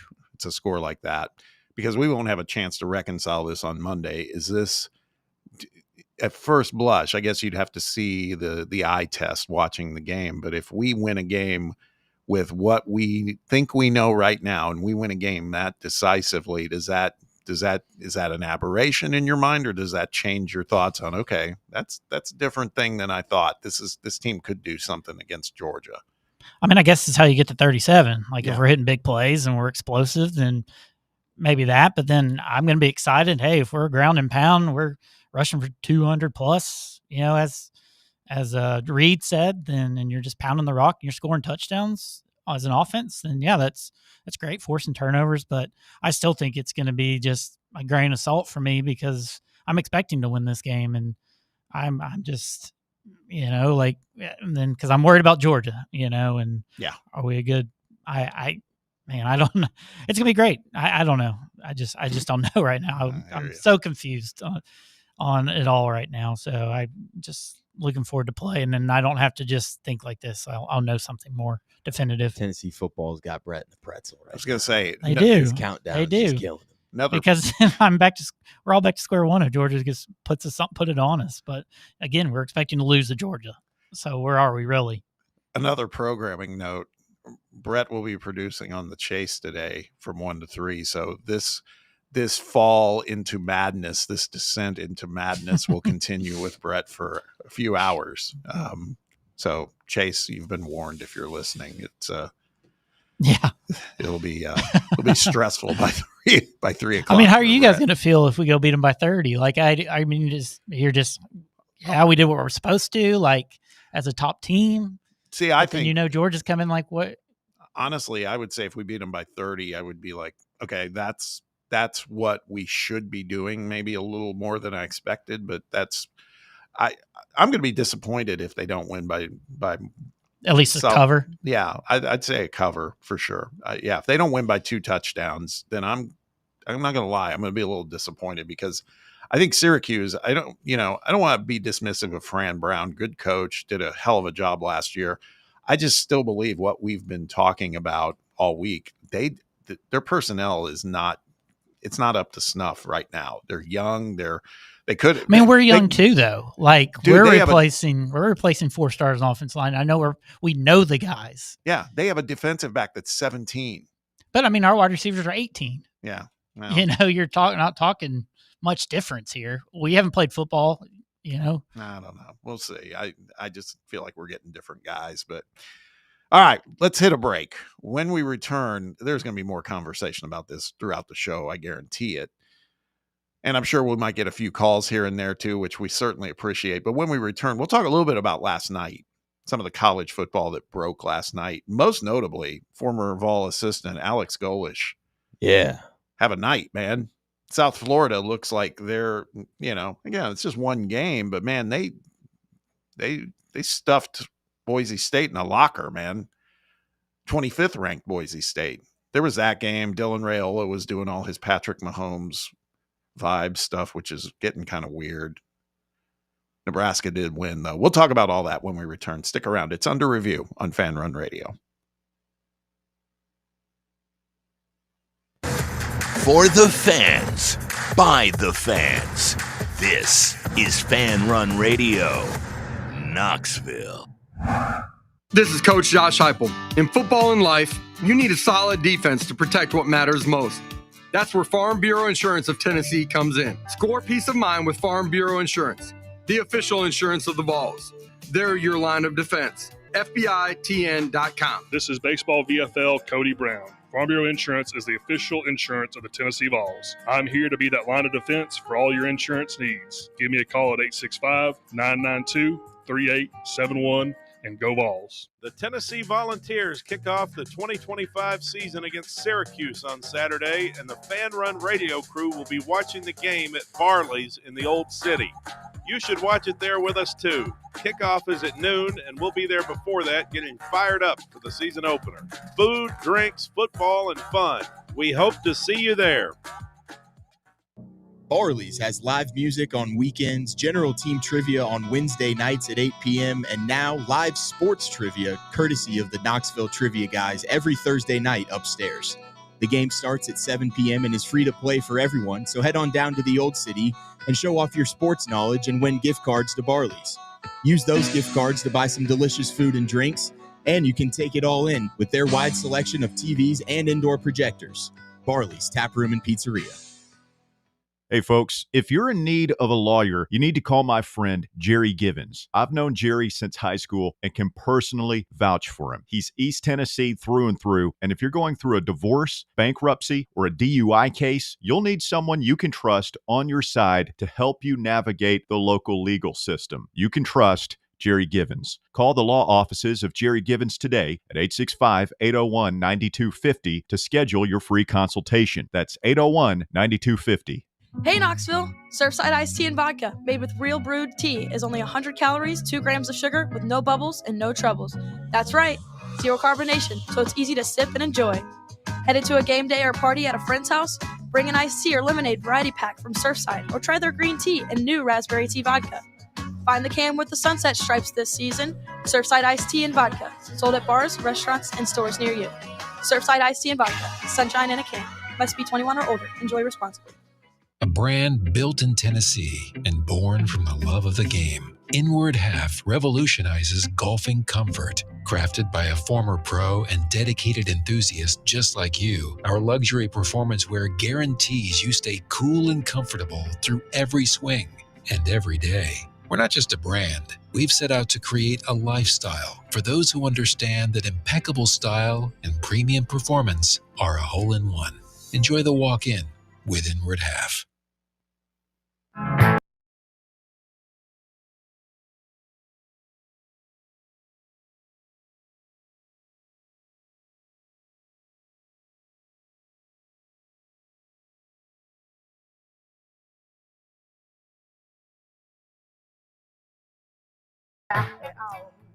Let's jump to the phone lines. We got Rando, some random guy on the line checking in. Rando, how are you, man? Hey, guys, the 3 Bs. And I know Sam doesn't start with B, but Beard does. There we go. Yeah, for a while, we used to do, back when Bubba was with us, before he went to Talk Sports. The 4 Bs. Yeah, it was Bob, Beard, Brett, and Bubba. There we go. All Bs all the time. Hell yeah. So much unlike an unexpected free agent or trade acquisition that Dallas experienced the other night, we're having to shift some key players around. And, guys, I appreciate the hell out of the job that you guys have done in the midday. Made my days at work better. getting to listen to you guys on X or on the streaming apps. So, because I'm certainly not picking up the signal from 1,100 miles away. That's right. But appreciate the heck out of the guys or the job you guys have done. We're shifting to different places, but I know this show is the last run today, so I just wanted to call in and voice my appreciation for the job that you guys have done holding it down in the midday. So really appreciate that, guys. Now let's stop being all sentimental and crap. We got football tomorrow. You're just talking about the perceptions on the game tomorrow. I have felt, even before I knew who the starter was going to be, I felt the talent gap was just way too great between us and Syracuse. Yes, I know they won 10 games last year, but they lost a lot. I have always felt that game tomorrow was going to be a 14 to 21 point game. I mean, I'm thinking it's going to be something like 34-13 Tennessee. I don't see Syracuse scoring that much on our defense. Mm-hmm. And if it's slow first half, I get that. I think we pull away because cream rises to the top. The amount of talent and skill, they can't keep us in check for 4 quarters. I really don't believe that they'll keep us under 30. I really don't see that. I don't see them getting to 20. Doesn't change my outlook on the rest of the season in any way. The only thing that changes my outlook for the rest of the season, I've got us at 9-3, just because I don't know that we're ready for Georgia. Tuscaloosa is always a tough place to win, and even when we're the better team, which I think we are this year, we just struggle in Gainesville. That place is a house of horrors for us. We've been the better team so many times down there and lost. I can't even keep count of them anymore. But, the only way that I adjust how I feel about the rest of the season after tomorrow is if we win that game 21-17. If it's really tight in the fourth quarter, I could see adjusting down. But no, I don't. I think Tennessee rolls tomorrow, and it doesn't change anything about the 9-3 that I'm picking for this year. Hope I'm wrong. Hope we roll there. I hope we find some things. We take it to 10-2 and sneak back into the playoffs. That would be huge. But definitely better days around the corner, and with the talent that we've got coming in. So I'm looking forward to that. But guys, I will keep it to this length and no more, because I know you got a big show. Again, appreciate the hell out of you guys for what you've done. Won't be talking to Sam because we don't call in on the morning show, but I'll be listening. And Bob, we'll talk. Me, you, Russell, Bear, we'll talk in the near future. Y'all take care. Great job, and happy trails. We'll meet again soon, guys. See you.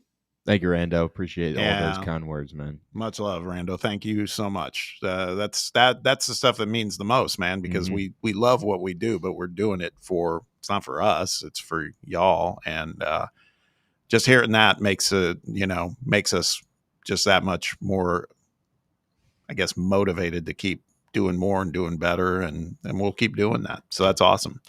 That is awesome. So let's talk a little bit about last night in college football, because it was back, and man, it felt good. Felt good. Couple games of magnitude too. The first one started at 5:30. Boise State traveling to Tampa to take on South Florida. And man, there was a lot of talk. We talked about it. Jake Crane, when he was on our show, talked about it. I was seeing it on X from other entities that we don't even know who were saying, man, giving South Florida 5.5 points feels like a lot in this game. So they were right. Turns out Ashton Jeanty was pretty important. Yes. Hell yeah. Shout out Alex Golish. Shout out the double dip on the points and the money line.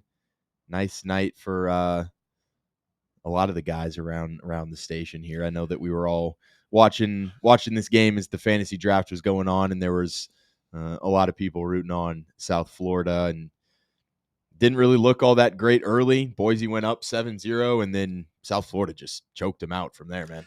Yeah, that fake punt. The fake punt was momentum shift, baby. Fantastic. And you're right. I had South Florida and the points. It was part of a really beautiful parlay that was playing out really well till Nebraska decided to let Cincinnati hang Dylan around. Raiola did his best Pat Mahomes impression. Sneaks away with a win, but doesn't cover the spread. So frustrating. But the Bulls looked, again, it's one game. I get it. But this game was over after the third quarter. I mean, they were impressive. And shout out, you talked about goalish. Shout out to Chaz Nimrod, ex-Vol. Yeah. Balled out. 96 yards on 3 catches. Yeah. Alex Golesh said, hey, the tunnel screens aren't working for you over in Knoxville. We're just going to let you roll. We're going to let you run wild down the field, and some better things are going to happen. That's right. That's right. So, yeah, I'll tell you what. If I'm Florida plays South Florida, right? Next week. Oh, yeah. Yeah. And Miami. If I'm Florida, I'd be like, Billy Napier's probably like, those guys look pretty good. We know Miami's pretty good. I would love to see them knock off Miami. Yeah.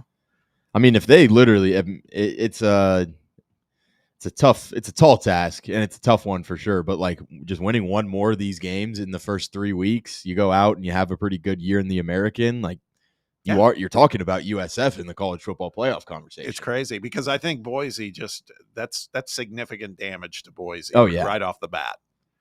In terms of being that group of 5 team, you almost need to go close to undefeated, I would think. No, I mean, that's a game that they had to go win. Like, you look at what else they've got on their schedule. It's just, it's Mountain West opponents after that. And now you're pretty much forcing yourself to go win at Notre Dame.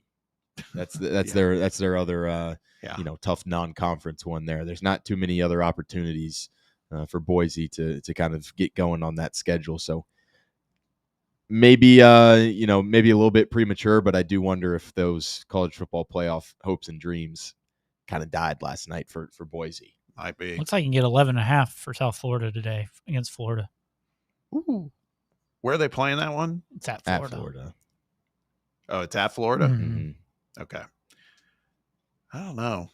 That's interesting. Well, we'll learn a lot about South Florida pretty quickly. Like you said, Sam, if they could happen to win that game, then things get very interesting for Alex Golesh. I feel like you just have a better chance of beating Miami since they're both road games, and like Miami's home environment is just not a hard place to go play. Whereas like the Swamp at 4:00 is probably going to be rocking pretty nice. Lagway, will be healthy. yeah, you got Lagway healthy at least. Yeah. Another SEC team that we are forced to care about, Missouri. No one's forcing you, Bob. You could not care about them if you want to. Well, I don't, but and here you go. They're playing Central Arkansas, FCS school. I guess we have one of those next week, but they crushed Central Arkansas 61-6. And the whole hype on this game was Eli Drinkwitz had said, we're probably going to use a 2-quarterback approach to this game. Well, that prospect went away pretty quickly as Sam Horn was he hurt on the first series? I don't know. We didn't have this game on. It was like first play or something. I think first snap. The only thing I saw was he had like a full leg brace in some picture I saw on Twitter. Yeah. So that doesn't exactly sound good for him. But no, the Missouri and Central Arkansas game did not get rights to one of the TVs here at the station last night. No. But as I looked back on some of the highlights, Bo Pribula kind of looks like a guy. Fast little guy out there. Yeah, I mean, the dude's a true dual threat option. Had 65 yards on 10 carries and 2 touchdowns. That's pretty damn good. He his first pass was a 51-yard touchdown. Threw for 283, couple touches. I mean, he had a good game. Again, Central Arkansas, so but so I guess he is a little shifty, huh? The name's a turnoff. Really? Bo Pribula. Pribula? Yeah. I don't know. I don't hate it. Just imagine if your quarterback's name was. I'm telling you, I'm so hyped about Legend Bay. He could play anything. It's fitting that he's a receiver, but it'd be a great quarterback name too. You think? Hey, Legend, come here for a second. Yeah, maybe. Thinking like D-line. Yeah, maybe. We talked about Nebraska for a second. They got out in front early. Things were looking good, and they ended up winning. So I guess all's well that ends well. But if you're a wagering person, they kind of just hung on at the end, which was annoying. To me, Sam, it's weird seeing Nebraska throw the ball as much as they did last night. I'm just always used to Nebraska being a run team. I was weirded out by that too. Also, just the fact that, like, to your point, Dylan Raiola throws the ball 42 times last night. Doesn't even crack the 250-yard mark throwing the ball 42 times. Yeah, that kind of seems crazy to me. Run game, like, really wasn't all that great. You ran it 35 times for 3 yards a carry when Cincinnati was just running all over you. And I don't know, you kind of played with your food in a quarterback who the opponent that you're playing didn't surpass the 75-yard mark passing the football and didn't throw a touchdown, had a pick, and still somehow Cincinnati's there at the end of the game to potentially go out there and kind of shock you at the end there. So I would have maybe some cautious optimism if I was Nebraska. Little Mahomes doing his, finger moves or whatever to make finally Mahomes saw it. Yeah, I saw it. It's gross. It's just weird at this point. It's really weird what he does, I think. It's semi-creepy. Yeah. I mean, we joked about that yesterday, about the finger thing, and sure enough, he did it. The in-between plays where... I think we need Mahomes to, like, sit him down and say, like, hey, man, just be yourself. Like, you don't have to be me. Yeah. He needs to watch game tape, like, of the game, not of Mahomes and his antics and his You'd think. mannerisms. And I mean, he did a pretty good Mahomes impression, just kind of playing around in a home game. I was waiting to see Andy Reid on the sideline. Yeah. By the way, did you... our guy Joey Molinaro did over the weekend... Or no, not over the weekend. This just happened this week. It was the last couple of days. He did one of his videos, and it was him doing Mahomes, like doing a toast at Taylor and Travis's wedding. It was fantastic. I mean, because I just love this guy, Travis. Yeah. And he, like, tried to break a joke. He was like, it was a bad joke. And then he's like, give me those nuggies, right? Am I right? He goes, State Farm, Jake from State Farm. He just started, like, going to all his commercial stuff, but it was good. Pretty funny.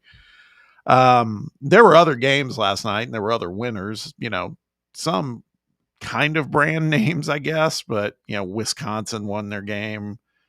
North Carolina State won their game. We had that game on here. It was more of a war than people thought. Carolina State was I think a 13-point favorite, 14-point, and that one was a 1-touchdown game against East Carolina. Oklahoma State wins. Duke, Rutgers. It was great to have football back, but let's not kid ourselves. There were a handful of good games, and it was fun and awesome, but it's not like tonight even. Tonight there's 2 major games, and then tomorrow, obviously, it's on. I just want to give a quick shout out to the big bad Big Ten for absolutely, putting on a display of dominance in week 1 there. Rutgers barely getting away from Ohio with a 3-point win. Minnesota beats Buffalo by 13 points. Nebraska barely gets by Cincinnati, and Wisconsin only puts 17 points up on Miami of Ohio to shut them out. But hey, we played 9 games. Oh yeah. Back to Cincinnati. Did you see the helmet? Gross. What was that? It was ugly. like, it was the C. Just give me the Bearcat. Yeah, it was the C Bearcat logo, but then they added just Cincy in words. Yeah, INCY. It's like, come on, man. Guys are overthinking it.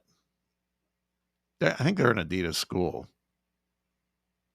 Cincy? Yeah. I think they're Under Armour. Maybe they are. They used to be Cincinnati then, or used to be Cincinnati. They're still Cincinnati. They used to be Adidas, but maybe they've changed. But that was not good. It was a bad look.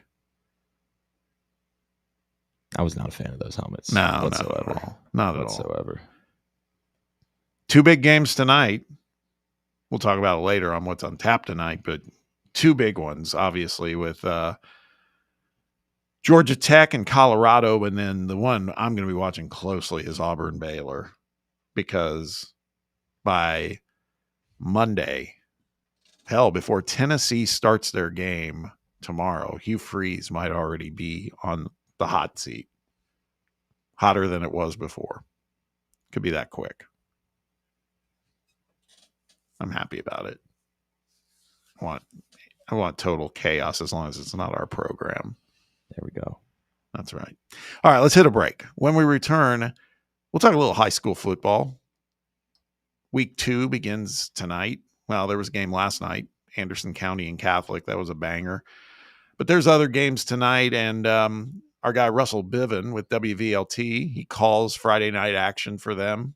We'll talk about the game he's calling, but then also something that's very, very cool that he's a part of and working on, kind of unprecedented for this market for sure, and maybe even beyond this market in terms of high school football. We'll talk about it with Russell when he returns. Stick around. It's under review on Fan Run Radio. Check out our new and improved website at fanrunradio.com. Blackford Veterinary Surgery Referral specializes in surgeries not regularly performed by your pet's general veterinarian. They're currently accepting referrals from vets all across the country. With their newly renovated state-of-the-art surgery center and highly trained staff, clients can rely on professional and thorough care. If your vet says that your pet needs surgery or rehab, ask for a referral to Blackford Vet and let them get your best friend back on its feet. Located conveniently in West Knoxville. For more information, visit blackfordvetsurgery.com. For over 3 years, Crumble Cookies has served the Knoxville area, from Clinton Highway to Parkside Drive.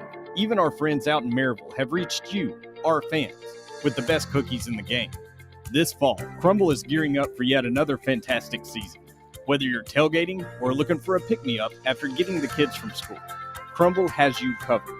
Download the Crumble app to check out this week's rewards and features. And stop on by. Tell them Fan Run sent you, but don't miss the cookies.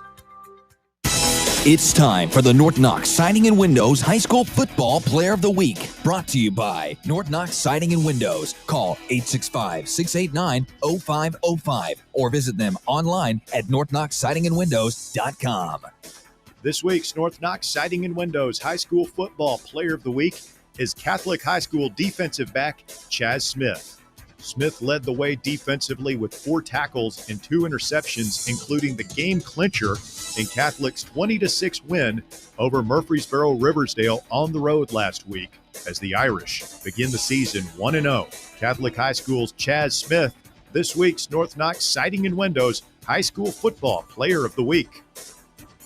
North Knox Siding and Windows, locally owned and operated, they can handle all your siding, window, gutter, and roofing needs. Call 865-689-0505 for a free estimate or go online to northknoxsidingandwindows.com. Got a problem tree looming over your home? Call ECR Total Landscapes. Whether it's trimming, removal, or storm cleanup, our certified pros get the job done safely and efficiently. We're licensed, insured, and ready 24/7 for emergency calls. Big or small, we cut them all. ECR Total Landscapes. Call now for a free estimate, 865-384-2012, and mention promo code FANRUN for free stump grinding on any tree removal now through the end of the year. Also, visit us at ecrtotallandscapes.com. Hi, this is Bo Kregner from the Kregner Group at Realty Executives, and I know there's a lot of choices here in East Tennessee when it comes to choosing a realtor. Here's why the Kregner Group is different. At the Kregner Group, our motto is walking by faith, serving others. It's how I live my life. It's how I run my business. Here at the Kregner Group, we're committed to doing real estate the right way. Faith, honesty, integrity. The Kregner Group. Call me anytime at 865-742-1035 or visit my website at boknowshouses.com.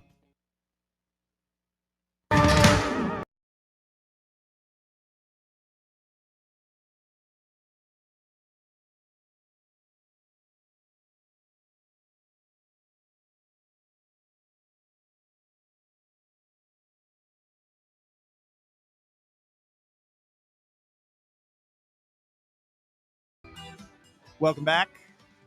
Let's talk a little high school football. We just got through a big week 1 last week, although it wasn't so big for some schools because of weather complications. Still had a few bangers, one of which was called by the guy who we're getting ready to talk to, Alcoa and Maryville. Let's see what's on tap for this week and see what game this guy's doing tonight. He passed my grade for last week, so now, he's just got to keep it going. That's the thing. It's Russell Biven with WVLT. Russ, how are you, man? What's up, fellas? Let me first say, I'm going to miss the chemistry. I love the show. Understand the changes and whatnot. You think it's best for the station, but love you guys together. I got to tell you that. Really do. Thank you, Russell. Thanks, Appreciate man. it. Appreciate that. So I wish we tonight, felt the same about you, but I know. I wish you did too. So tonight is the first really of its kind. I don't know. Maybe they've done it in one other state, but if you think of the NFL Red Zone, we're going to be starting that tonight with high school football with the Smart Bank Prep Zone. So we are going to cover about 20 different teams tonight. So instead of having one live game, we're going to have a slew of live games that we are going to go to from a studio to all across East Tennessee and kind of be the hub of high school football. So if you're heading to a game and want to watch it on myvlt.tv, you'll have the game you're watching there, and then you'll have 8 or 9 others on the phone, or you can watch on Tennessee Valley Sports Entertainment Network, which was MyVLT. But going to be interesting, fellas, not just preparing for one game, but a dozen or so. That's big time news there, Russell. That's exciting. I'm definitely going to be interested in tuning into that one. What's on tap for you tonight? What's the game that you're going to be calling here later? That's it. I'll be hosting that. Okay. So I will be I'll be hosting. So I mean, we've got West at Maryville, we've got Alcoa at Bearden, we have Oak Ridge at Central, we've got the Battle of the Bridge, Lenore City and Loudon, we've got Powell at Farragut, South Doyle at Carnes, Asheville at Webb. I mean, we're going all over the place. You're Scott Hansen for the night.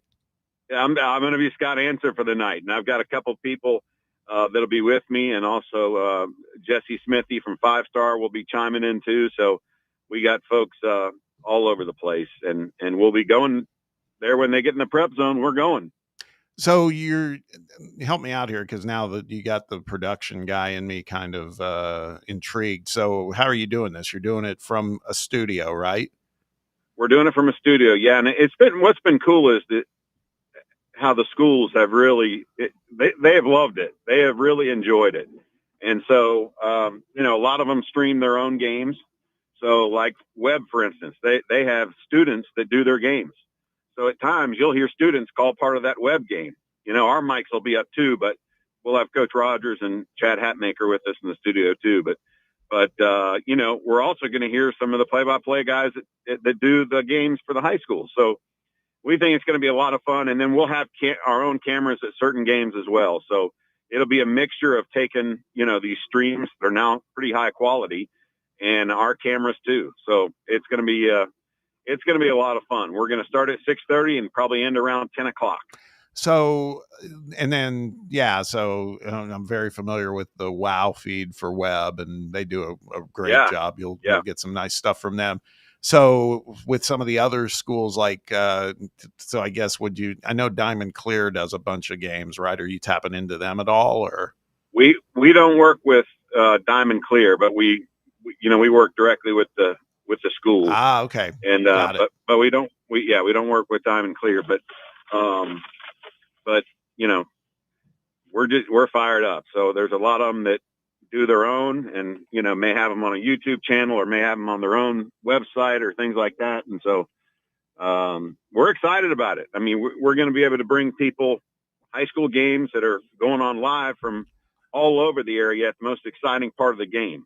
And if there's a highlight that takes place that we weren't live for, we can run it back a few minutes later, or a few seconds later.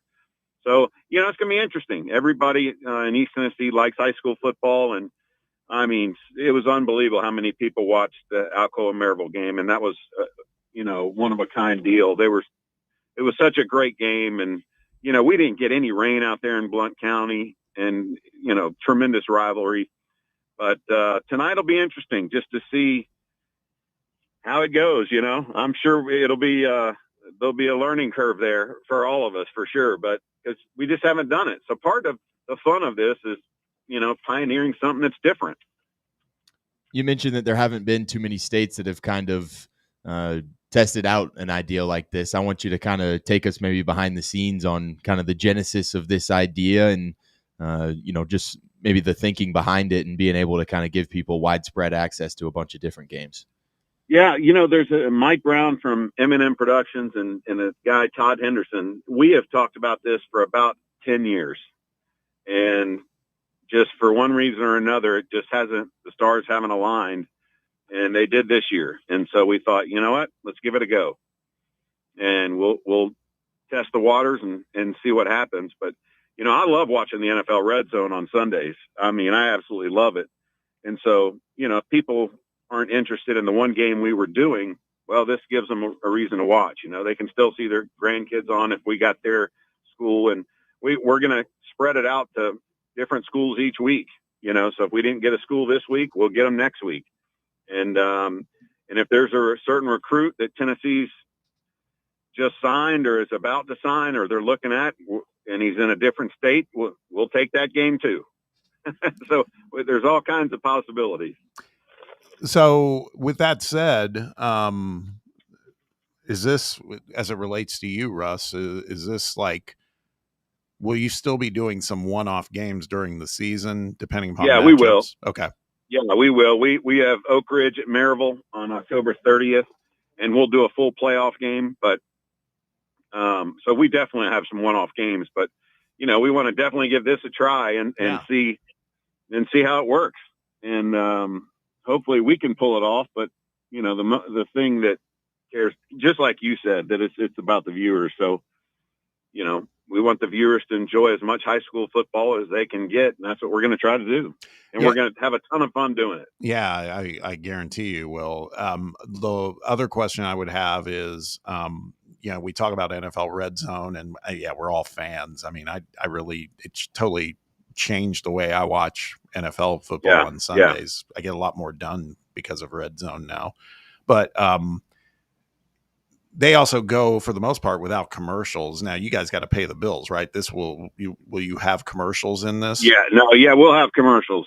We don't have the budget of the NFL. That's for sure. Yeah, understood. No, he's got to go to the bathroom too, unlike Scott Hansen. That's right. I've thought about that too. And during a game at times, I'm 53 now. That's kind of hard to figure out sometimes just during a regular game. Yeah. Oh, can I ask him? Oh, sorry, Russell. I mean, that's why we have such great sponsors. We're not out there making a killing on this. I can promise you. We just love high school football and bringing it to folks in East Tennessee. Bob kind of asked a similar question, but this is a great innovative thing that you guys are doing and stuff. But I feel like a part of doing the show is being able to go experience some of these places, big and small. Is part of you going to miss maybe going somewhere new every Friday night or somewhere you've been and just interacting with the people and the coaches and that sort of thing? That's a great question. Great question. That my oldest son asked me that the other night, and there will be.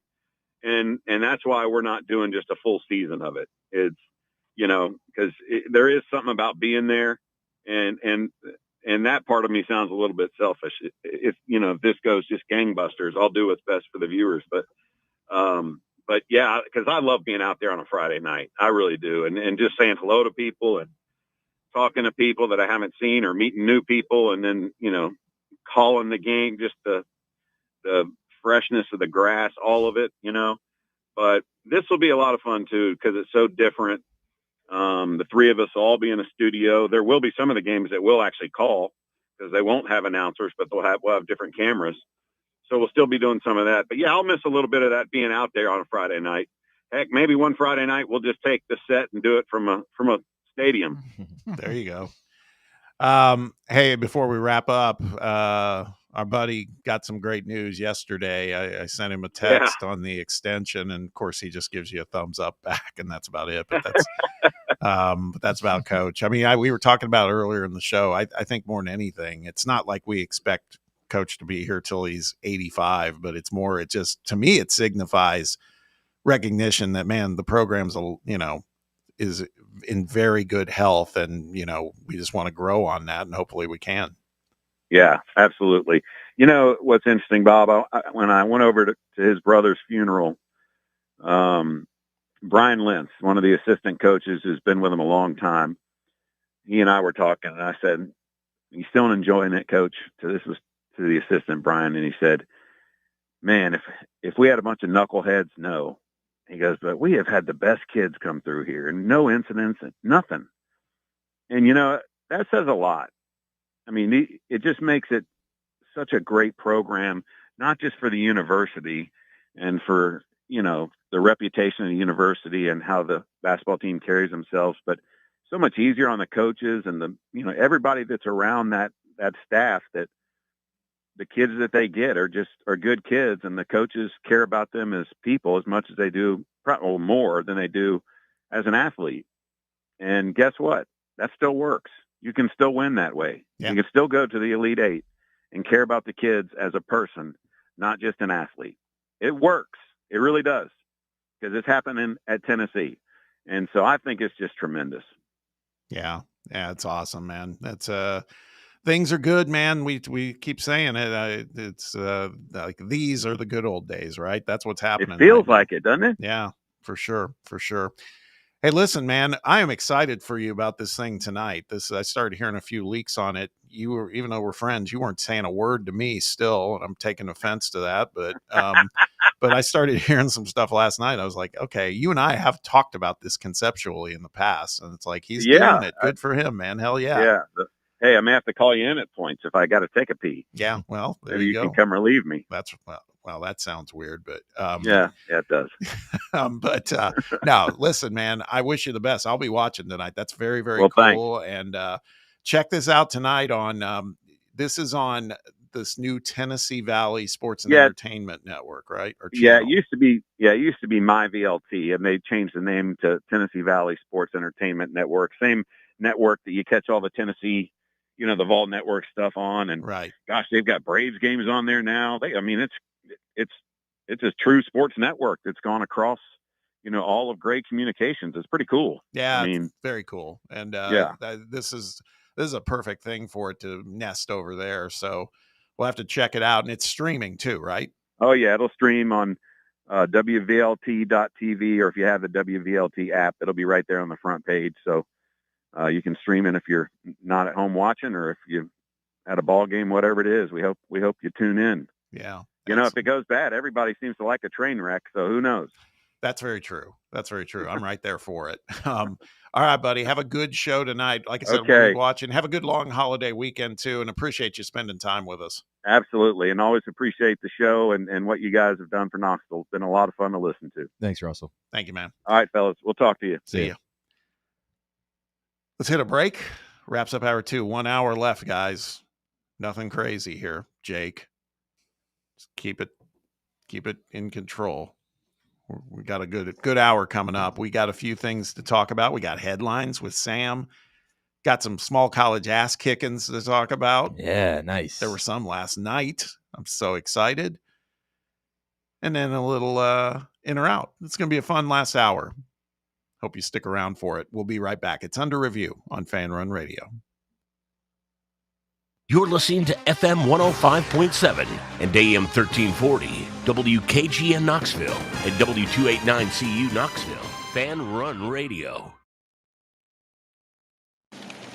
We really need to get some branded stuff. Shirts, hats, promo items, something professional. I mean, we could just find a website and order a bunch of it ourselves. You could, but you're taking a big risk. You don't know the quality, the fit, the timeline. It's a roll of the dice. Yeah, I guess. But isn't that how everyone does it now? Not the ones who actually care about how their brand looks. Look, if we're putting our name on it, it needs to be done right. We need SM Athletics. SM Athletics? Yeah. They specialize in working with businesses like ours.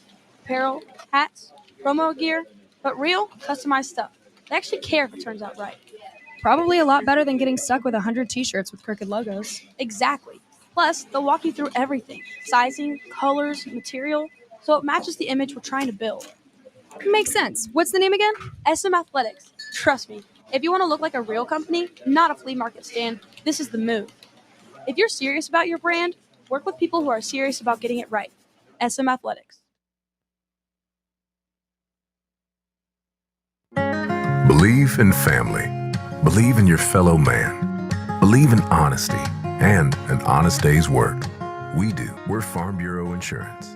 And we don't just believe in Tennessee. We believe in Tennesseans. Farm Bureau Insurance, Tennessee's insurance company. This is Baseball VFL Cody Brown. Farm Bureau Insurance is the official insurance for Tennesseans. Believe in me for all of your insurance needs. Give me a call at 865-992-3871. Are you ready to show off that confident, radiant smile you've always dreamed of? Well, here at Knoxville Smiles, we're ready to turn your dream into a reality. At Knoxville Smiles, we're more than just a dental practice. We're your partners in achieving optimum oral health. From routine cleanings and checkups to advanced cosmetics and restorative procedures, we offer a wide range of services in an environment that makes every visit a positive and comfortable experience. At Knoxville Smiles, it's about more than just treatments. We're focused on creating a welcoming environment where you feel like family. Our state-of-the-art facilities are designed with your comfort in mind, and our friendly staff is always ready to address your questions and concerns. Don't wait any longer to achieve a beautiful smile you deserve. Schedule your appointment at Knoxville Smiles today and take that first step towards a healthier, happier you. Call us at 865-539-1776 to book your appointment today, or just visit our website at knoxvillesmiles.com. Hour 3 of Under Review starts now.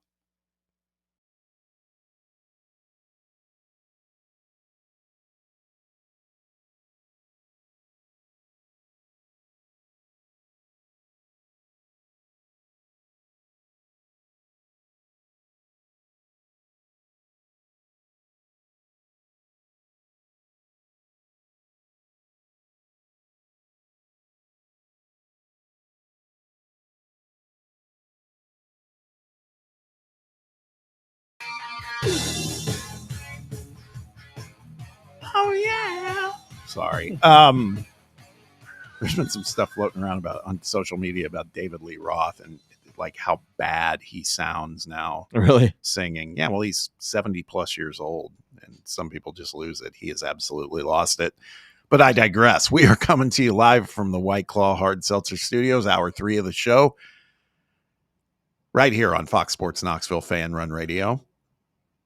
It's Under Review. Last hour of Under Review today with Bob and Sam and Brett and Jake and you, the listener. Appreciate you spending time with us. Let us know what's on your mind as we wrap things up and head into Big Orange Football Weekend, man. It's here. You can reach us at area code 865-966-3435. That's 966-3435. You can also interact with us on X at Fox Sports Knox or live chat with us on Fan Run TV on YouTube. Quickly, we've been talking about college football so much. You want to compete with all of us? You can do it. You can join the Fan Run College Pick'em if you haven't already. This is done in conjunction with ESPN.com, and it's presented by SM Athletics. You can join very easily. Go to ESPN.com, go into fantasy sports, go to College Pick'em in the pull-down screen, and then look for the group. And the group is called Fan Run, all caps, Fan Run 2025, Fan Run 2025. And then the password is Fan Run, again, all caps, all uppercase. This is a confidence pool. It's only 10 games per week, so it's a limited amount of time that you need to invest to do it. You pick 10 games, 10 points to the team you think is you're most confident in is going to win their game, 1 for the one you're least confident in. Pretty simple. Here's the thing. If you do well, you could win this thing, and SM Athletics will be prizing this out. $500 to the winner. $500 to the winner. What's not to like? Better than 100. That is better than 100. Maybe I was thinking I would keep 400. But $500 to the winner. And again, pretty simple. I've done these kind of pick'ems in the past in other groups, and the 10 games on ESPN, it's simple. You can knock this thing out in about 5 minutes.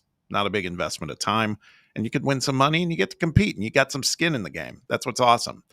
Completely free for you to join, too. No strings attached. So go check it out at ESPN.com. Fan Run 2025 is the name of the group, and the password is Fan Run, all caps. All right, time for some midday headlines. Let's get to it. Lots of things happening in the world of sports besides Tennessee, Syracuse. For that, I turn it over to Sam Beard. I think some big things happened in the NFL yesterday. A little bit. Dallas Cowboys traded Micah Parsons to the Green Bay Packers. The Packers, in turn, will reward Micah Parsons with a record 4-year, $188 million contract, including $136 million of that guaranteed. New $47 million average annual salary, now the highest in NFL history for a non-quarterback. You got to be thinking, man, Jerry Jones giving away his young 26-year-old pass rusher that is maybe one of the most impactful defensive players in the league. Surely you're going to get a really good return for him, right? You receive a 2026 first-round pick and a 2027 first-round pick, and Kenny Clark from the Packers. 2 first-round picks that the Packers, I don't know if Jerry Jones hasn't been watching football recently, but the Packers rarely find themselves picking higher than like 15-ish. They're always in the mid-20s, it seems like. So just 2 middle-of-the-pack first-rounders, and Kenny Clark, who's 29 years old, older than Micah Parsons, coming off his worst year as a pass rusher, hasn't had a single season run defense grade above 61.5 in 4 years, and his contract gets even more expensive after this season. So fantastic business done by Jerry Jones. I think maybe he goes, oh, this Netflix series is coming out. Everyone's talking about how they love the Cowboys and what Jerry Jones has done. What are you going to do? Just blow the entire thing up in your face. Parsons has had 52.5 sacks in 63 NFL appearances. He's posted at least 12 sacks in each of his seasons in the league. This is just crazy move by Dallas. Well, the one thing I would say, because I think I used the term in the open that Dallas peed down their leg on this one. I do think I view it as a bit of an L. Now, it is a pretty interesting business move by Jerry Jones. I think you're right, Sam. I think some of this, we talked about this with Jera, is that a lot of times it's about him. And I think, this feels like a weird one. And yeah, they got some players and there's that whole potential of what they could be and all of that. I get it. And the money that the Packers are paying Micah Parsons is insane. It's insane. That said, there is the unknown. And Parsons, I don't know, man. I just think that's a whole lot of talent you gave up on. I mean, I think Micah Parsons has the ability to be maybe one of the best defensive players of our generation here. Right. He thinks he's doing the Herschel Walker trade all over again. Exactly. That's what I'm getting at. And it's not that. It is not that at all. So I don't know. I think in his press conference, he's like, we thought trading Michael Parsons was in the best interest for the team. And it's like, dude, you just look so tone deaf. Just look like an absolute moron. Yeah. It's not to mention Adam Schefter. We talked about this last night, who broke the news. And his post was, he called it Micah Packer. Micah Packer. He couldn't believe it. He was like, "Wait, this trade's actually going through. Yeah. I have to frantically put this tweet together." He was probably shaking over the keyboard, like, Micah what? Micah Parsons to the Packers? Yeah. He unreal. Shefty's like the gold standard for this stuff. And then when I saw that, I had to go look. Then I thought, okay, this is like a spoof thing or something. You thought Adam Scheffler got you. Yeah. Who did it worse? Nico doing Luka or Jerry doing Micah? I think I would still probably go with Nico. Because they got nothing. Well, they ended up with Cooper Flagg. So, I mean, yeah. But you lucked into that. That's what Jerry wants. He thinks this is Arch Manning. Yeah. They're just going to trade these picks. I think Nico for doing Luka was worse, but it's worked out okay for them because Anthony Davis, if he's healthy, is a good player. And then they got Cooper Flagg. Jerry, this could still blow up in his face, Someone said, put this trade into NBA terms, and they said trading your young superstar out of Dallas. It's just like, it's the exact same thing. Well, I sent you Easton's thing about the Titans and them trading A.J. Brown. Now it doesn't look so bad. It still looks bad, but we'll see how this one ultimately works out because we saw how the one has worked out for the Titans. Yeah. Stephen A. Smith was probably aroused at the thought of this for just talking about this trade. Do you think they talked about anything else in their show besides this trade? Probably not. Maybe a little bit about Lee Corso. Maybe. No, they're not giving Lee Corso the shine over Micah Parsons getting traded. Yeah, that's probably fair. They probably still won't even do it on Monday. I was going to say he's a coworker, but who cares? Yeah. That's the way he looks. That's the way Stephen A is looking at it. Some more NFL news, maybe relating to a VFL. As 49ers GM John Lynch has come out and said that he will not be trading Juwan Jennings. Obviously, we're only 10 days before the season opener, so you don't love to hear that news if you're a Niners fan or if you're Juwan Jennings, but basically said that he requested a trade a while back, was unhappy with the progress of his contract negotiations, got an extension last season, signed a 2-year, $15.4 million deal, but has obviously kind of seen a lot of the skill position players for the Niners go down. You saw Christian McCaffrey go down last year. You trade Deebo Samuel, Brandon Ayuk coming back from that injury. Ricky Pearsall got shot. It was just it felt like Juwan Jennings was kind of the only constant in that room. And I think he said, hey, I want to get paid accordingly. And I feel like, I went out and kind of kept this team afloat at times last year and feel like I should be valued now. He's missed most of training camp and hasn't played in the preseason due to a calf injury.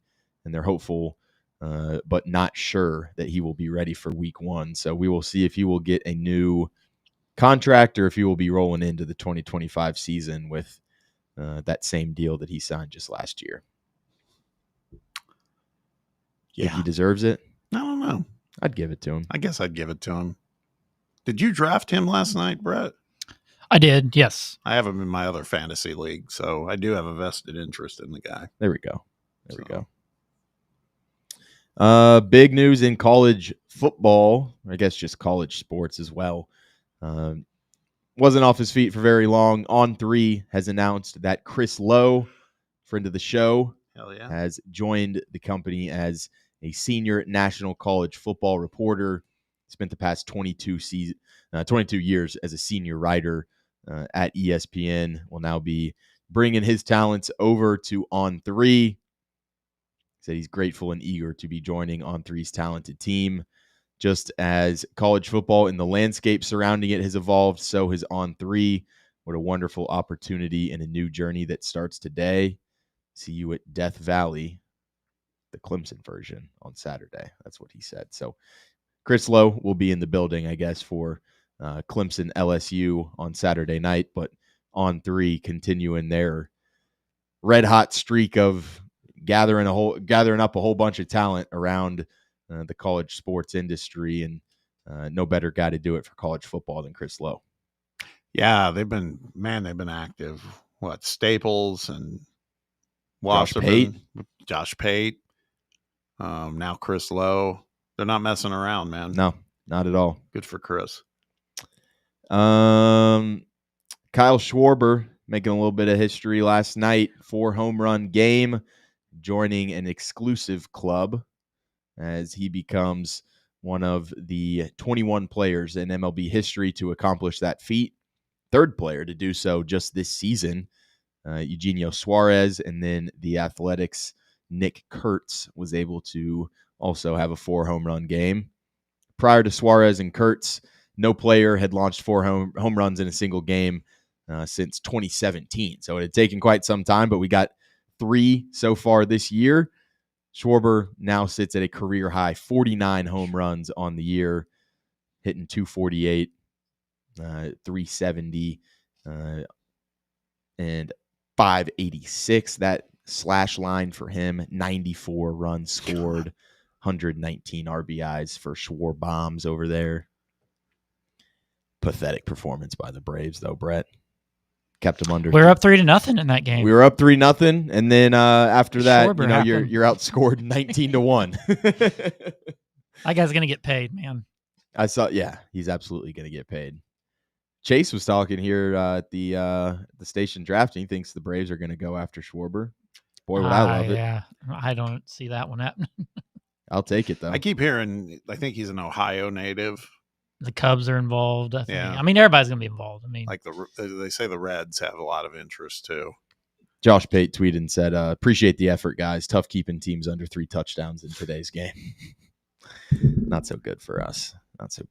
But then he's not even in the nobody's in the conversation for except Shohei, right? Like, yeah. For MVP, I mean those are MVP numbers. Yeah.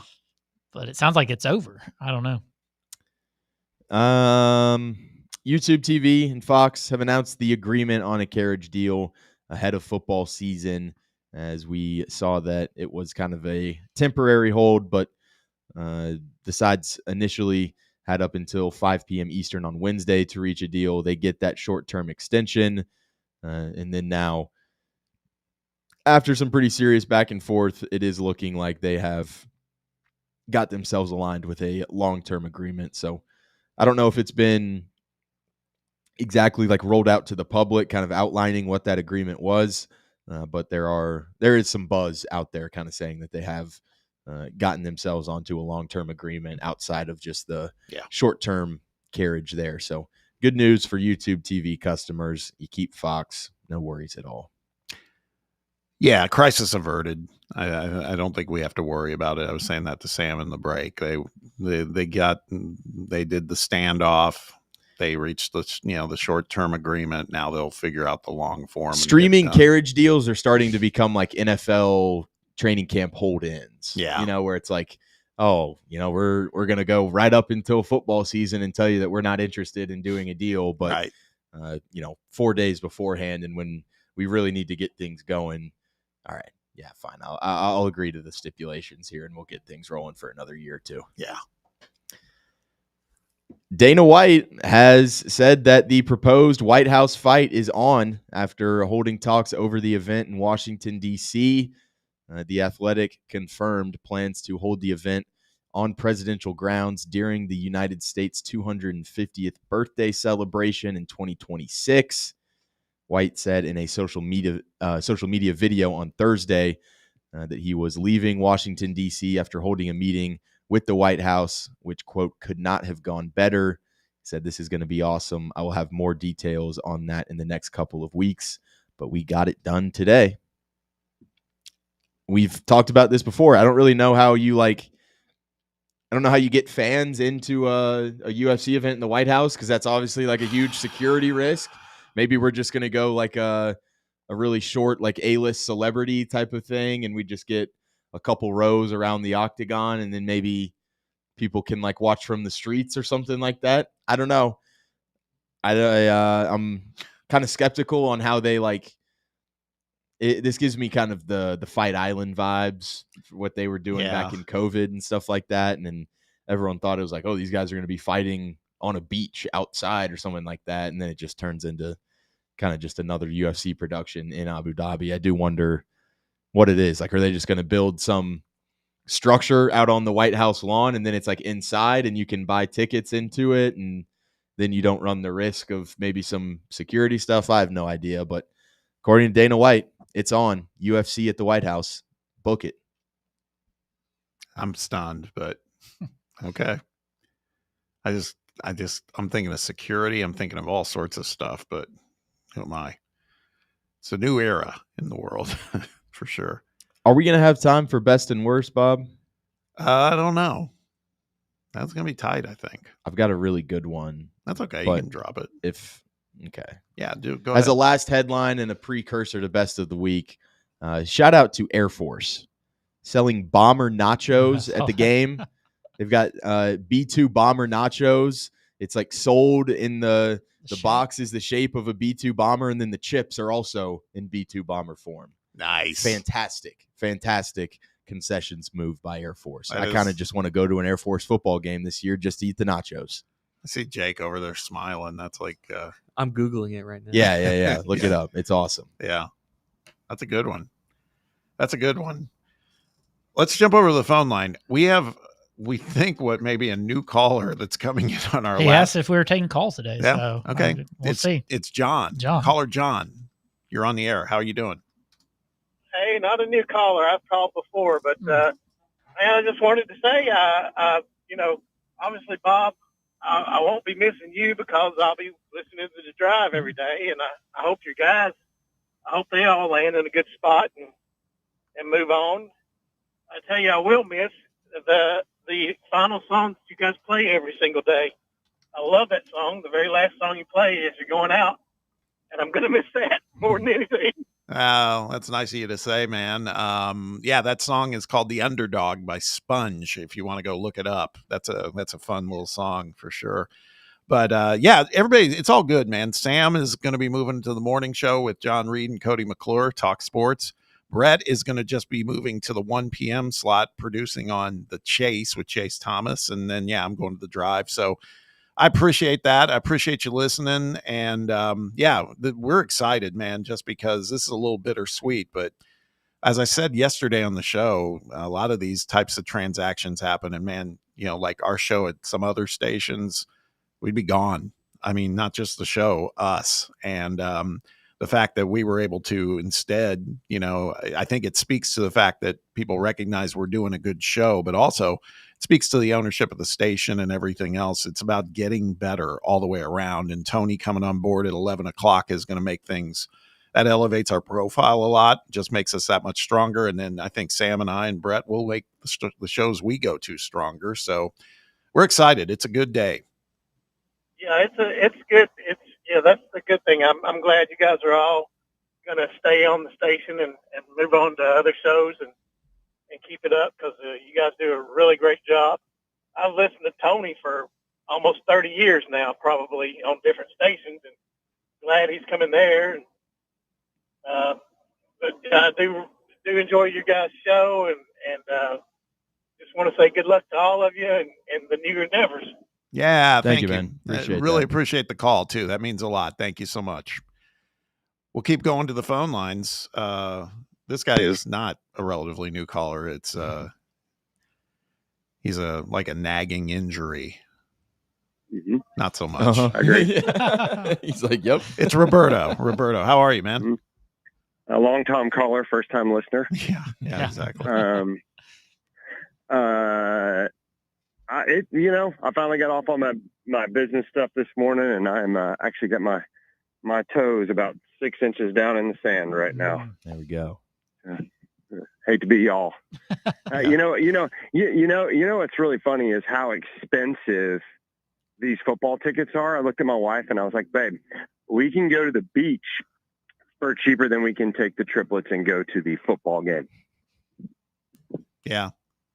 College football tickets are out of control. Absolutely. Especially for neutral site games where you have to rent a hotel. Mm-hmm. And it's out of control. It's going to be $900 for me to take my family down there. You have to start factoring in like the opponent, I think, Roberto. It's like, do you want to go and say, hey, beat up on Syracuse, or worst case scenario, lose to them and ruin my weekend? Or am I just going to save that money and go put it to like a really fun SEC game instead? Yeah, I mean, that's exactly what we were talking about. I think I'm going to go to the Alabama game. Yeah. Me and some of my buddies, and it kind of sucks when that comes to pass, but I digress. That's not why. I mean, I called and whine a lot, but I'm not going to do that today. We made it, guys. And first of all, I don't think this is my first call to you guys this week, but it's definitely my last to this show. And you guys have done a hell of a job, Bob and Sam and Brett. Killer bees, man. I hate that you're splitting up the gang, but as Bob said, man, I mean, Bob, you and I've been part of a implosion of a network together at one point, right. And it's like, yeah, everybody went their separate ways and never got back together, and that sucks. And I'm glad that all y'all are going to your appropriate shows. Sam, I do feel for you. It's going to be really interesting seeing you wake up before 7 a.m. I don't know how that's going to be for you, buddy. We did it once before on the morning show. We'll do it again. That's right. No benders, though. There we go. Or just bender and then just, at the station. So we used to do on Saturday mornings. Ask Bob if that's true or not. This weekend, guys, I'm looking at it. I'm very interested now that I've perused all the top 10 and even in the top 15, how few quarterbacks are returning starters to these schools. Have you guys noticed that? Mm-hmm. Yeah. And the biggest matchup of the weekend, you could argue the biggest matchup of the whole season, other than the national title game, is happening at 12 noon tomorrow. And it's not the University of Tennessee. And both those guys are very unproven. I'll say whatever you want about Arch Manning being the second coming of Jesus Christ and John Elway combined, but I'll also say that he's very unproven, and sometimes he looks pretty crappy out there. Yeah, I mean, we have talked about this, and you're right. I mean, between Arch and Sayan, I mean, there's one start. Arch started a game last year, but that was against, it was like a scrimmage, basically. It was an opponent that they just pounded into submission. So I do think that that's a telling point that we should be paying attention to. We aren't the only ones with we say an unproven quarterback. At least he has played at the D1 level with some regularity. Mm-hmm. So yeah, there it is. This guy, Sam and I were talking about it. This guy will be a freaking folk hero if he comes out and plays well tomorrow. I'm telling you, these people in this town, this fan base, I mean, they'll get it, man. They'll, now then you got Georgia. We're starved for one of us right now. Yeah, exactly. Particularly, I'm not here to trash on Nico, but the kid was a made man before he ever walked on the campus. He was. And Tennesseans, and specifically East Tennesseans, don't typically identify with that. I could be wrong, but I mean, I identify more with a guy who's kind of gotten his teeth kicked in a little bit once in a while, and then kind of rises up and hopefully, gets his dream job, and then, at his dream job wins championships. Yeah. That'd be super cool. I'm not sure that will ever happen, but as you said, a folk hero would be, he would be. Guys, if we go 10-2 and somehow make the playoffs, Joey Aguilar is going to be spoken about in 40 years like Condridge Holloway was when he ran out of the tunnel against Georgia Tech after getting hurt, going to the hospital. Do you remember that? Yeah, I remember. Well, none of y'all actually remember it, but I heard the stories. I think it was Georgia Tech. It might have been UCLA. I can't remember. But my old man still talks about that. Yeah. My dad's 74 years old, and it was like, that was his heyday, and he was like, man, it's the coolest thing I've ever seen in sports. So if Joey football leads us as he should, I'm loving where we're at, and I think our defense is going to hold up tomorrow. I don't think Mr. Angeli is going to be too angelic tomorrow. I think he's going to get roughed up pretty good. Nice. Because I hear he's a total statue, and what I saw is he's a total statue. And if that's true, that's the last thing you want to be against the University of Tennessee with our rush ends. I'll tell you that right now. Yeah. So guys, I guess this is it. Not that it's like watching a friend die, but then you're going to meet him in heaven anyways, right, guys? So I can't wait to hang out with you and drink some beers soon. But also, I hate that this is happening in a way, but I know you're all going to be better for it. So yeah, best of luck, dudes. And I'm sure I will talk to every one of you, except for Sam, because they don't take calls. I'm sure I will talk to every one of you soon. Have a great day, Dad. See you, Roberto. Appreciate it, man. Thanks, Roberto. Really appreciate it. That's very kind. Real quick before we hit a break, there's been a couple other things on the live chat on Fan Run TV from Buck. He was saying, I missed the concept. Recap, please. I think that's the Russell Biven thing. It's just think NFL Red Zone for high school football. That's happening tonight on MyVLT, which is now the Tennessee Valley Sports and Entertainment Network. Pretty cool idea. They're going to be in a studio kind of taking high school feeds from around Knoxville in East Tennessee and kind of talking through them. Should be interesting. I'm sure they're going to have some kinks to work out this first night, but it's pretty awesome. It's very unique for high school sports to be doing that. So it's kind of cool. And then Buck also said, look forward to seeing you guys in your new roles. Sam, those morning guys need a referee, so bring your whistle. And then he finished by saying, best show in town, in my opinion. So awfully nice. Really appreciate that. Appreciate that. That's very nice.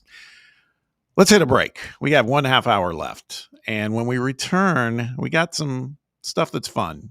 We haven't done it this season because we're just starting football. But last season, we used to do small college ass kickings. We got a few. They happened last night in the D2, D3 level. We'll talk about those. And then we got to play some in or out with Jake. So we'll do all of that when we return as we wrap up Under Review on this Friday. Be right back. It's Fan Run Radio. Take Fan Run Radio with you on the all-new Fan Run app. Just search for Fan Run Radio wherever you download your apps. Hello, is Tina there? Who's this? Yeah, this is Vince from the hit reality show Wives Don't Tell. Tina applied for our show to confess that her husband won't go to the doctor to get his erectile dysfunction checked. She said she's ready for a guy that can bring the heat. All right, what the is going on? You know you're talking to her husband right now?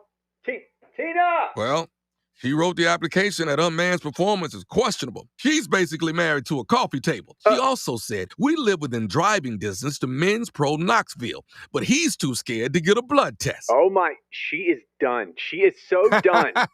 Got you, Mike. It's Nephew Tommy. Ain't no reality show. It's a prank. Men's Pro Knoxville is the real deal, fellas. Local experts, test results in minutes. Call 865-544-8220 or hit menspronknoxville.com before your lady books a new co-star. Men's Pro Knoxville, making it happen.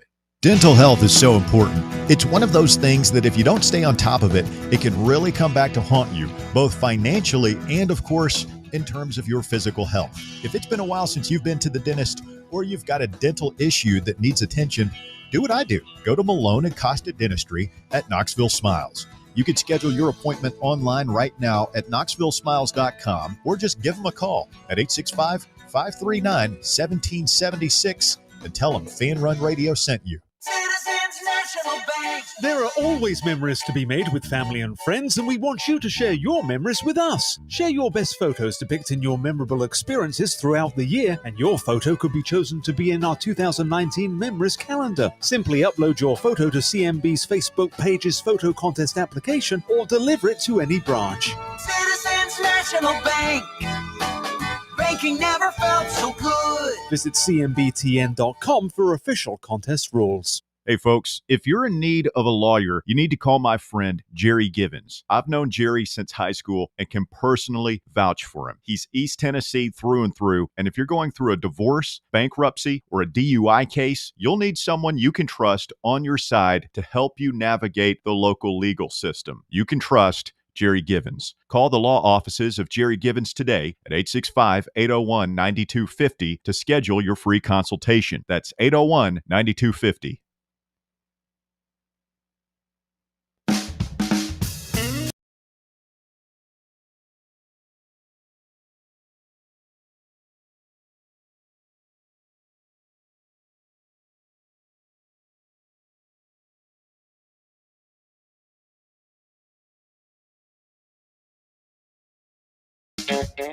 Welcome back. We're only getting one chance to do this because we, again, today's last day of this show and college football is just starting, but we did this from time to time last season, and it is a little fun because you get to kind of hear some names of schools that you don't even believe exist. And that is this feature that we do called Small College Ass Kickins.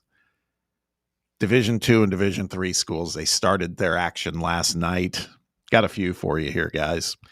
The first one is my alma mater played. They're not a small college, but they played one. Really?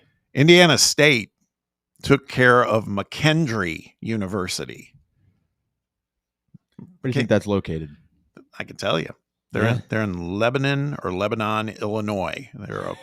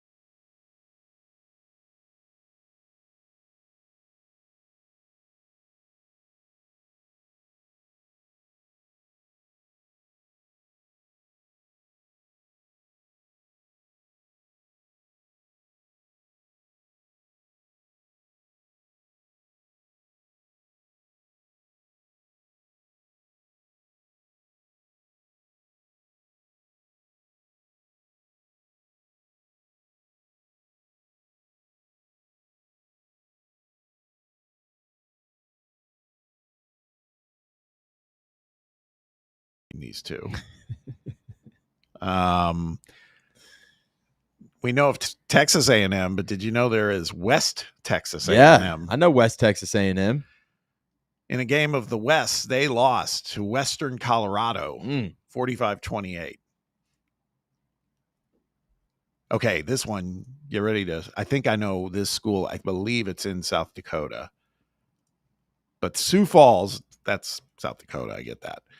Sioux Falls takes down Black Hills State. Black Hills State, 27-21. Gotta be. Black Hills State, yeah. They're the Yellow Jackets? That doesn't make sense. It looks like it. I see the logo. That doesn't make sense. Okay, I just lost.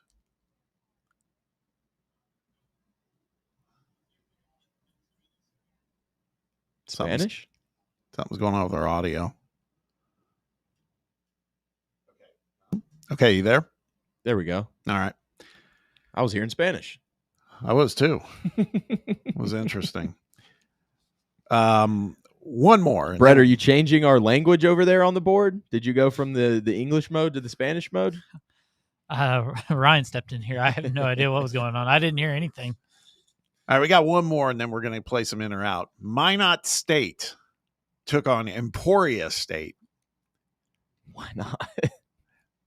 Minot or why not? Minot, M-I-N-O-T, against Emporia State. Emporia is in Kansas. We should bring College Game Day to one of these schools. No kidding. Once a year. Or just like there's just a chance that there's like a very, very small chance. Yeah. Minot State, not to be confused with Winona State. That's another one that's out there. But Emporia State took down Minot State 27-7. I'm telling you, I think I have told you this before. A buddy of mine that I grew up with, he's a head coach at a Division III school in Indiana, Franklin College. Really successful one, too. I mean, they've been in the playoffs, et cetera. It's a fun hang. It's definitely different because, I mean, you go and the place is sold out for his games, and it's like maybe 4,000 people, maybe. But they still tailgate. They still do. It's fun, man. Yeah. It's just a nice little change of pace. It's not anything like what we do here, but I was just looking through other teams. Does the Coast Guard play football? There's a team just called Coast Guard. Yeah, they probably do. They probably do. It's pretty cool. All right, we got to get to some in or out. We're starting to run out of time. So with that, this is Jake's last run at in or out. He's been doing a good job with it. Jake, take it away. All right, final edition. Figured I'd try and do my best. So we've got some Tennessee football going on. Listen to this. Oh, Jake. Had to get my We're dad rubbing to off into the sports. Had to get my dad to help me out with this, so fingers crossed. All right, first up we have the original UT bathroom troughs. Ooh.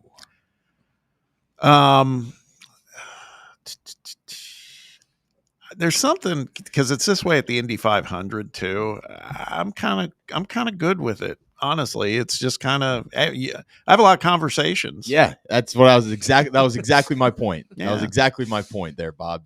The conversations that you have with your fellow Tennessee fans, it's unlike anything else. You know, not to make it sound weird or anything, but there's a sense of camaraderie in there. Yeah. You know, like you can talk shop about the game. You can be upset with a play. You can be excited about a touchdown. You don't exactly get that when you got the barriers in between. Yeah, you're very quiet. You're in and out. Yeah, it is. It's the most efficient way to really go about I mean, it might be a mess, but I'm in on it, to be you can honest. be pissed off with people. You can be happy with each other. I have so many of my friends from college that say, like, man, when I grow up and I got my house, I want to put a trough in my basement. I will say there's been a moment or two where biologically speaking, of course, you get a little stage fright. And that's a little weird when you're in the wide open. I always wanted the corner spot. That's for sure. Yeah, you don't want to get stuck in the middle. Yeah. So it usually works itself out. We'll leave it at that. But no, I think I'm in on the trough. You're in? I'm in. Yeah, in. definitely. I like the trough. I think we're all in. Now, Sam, have you used it, Jake? I was going to say, Jake. You have no experience in this, do you? Does the basketball stadium have it? Because I went to I can't remember because we went to a Journey show for my birthday. No, they don't have them there. Okay, and I was trying to remember I don't know if I've ever experienced the trough. My dad showed me a picture. I don't But know. you get the idea. It Well, I seems a little mean- bit too in the open for me. I don't No, know. this is the other thing. I'm not going to lie. Growing up, you might go and, if you're outside and you're doing stuff in the middle of the night, go in the backyard. It's a little and sketch just- for like if you have a little kid. Yeah. I mean, they're a little lower to the ground. I haven't thought about that, Brett. So it's not kid friendly. Maybe you just bring them into the stalls. Yeah, because they do have stalls in there for those. But yeah. But Dad, I want to be just like you. There you go. Yeah, I'm probably gonna be out on it, but maybe I'll go to a game at some point and get the full experience. It's okay, Jake. Real ones know. That's all we need to say. That's all. But go ahead. All right. Next up, we have the Smoky uniforms. Are we in or out? Smoky Grays. Yes. Sir. I'm out. 100% out. Wow. Don't like them. I've talked about this before. You don't like the baseball ones. Yeah, well, no, I don't. Yeah, and I don't I don't hate the football ones, but I'm not a fan. And I would say I still am of the belief they did this for the spring game. If you ever did a smoky gray jersey with the white helmet and the white pants, I think it looks badass, honestly. Yeah. But they'll probably never do that. So in its current state, I'm out. I'm all in. I love the smoky grays. I like the original one the best.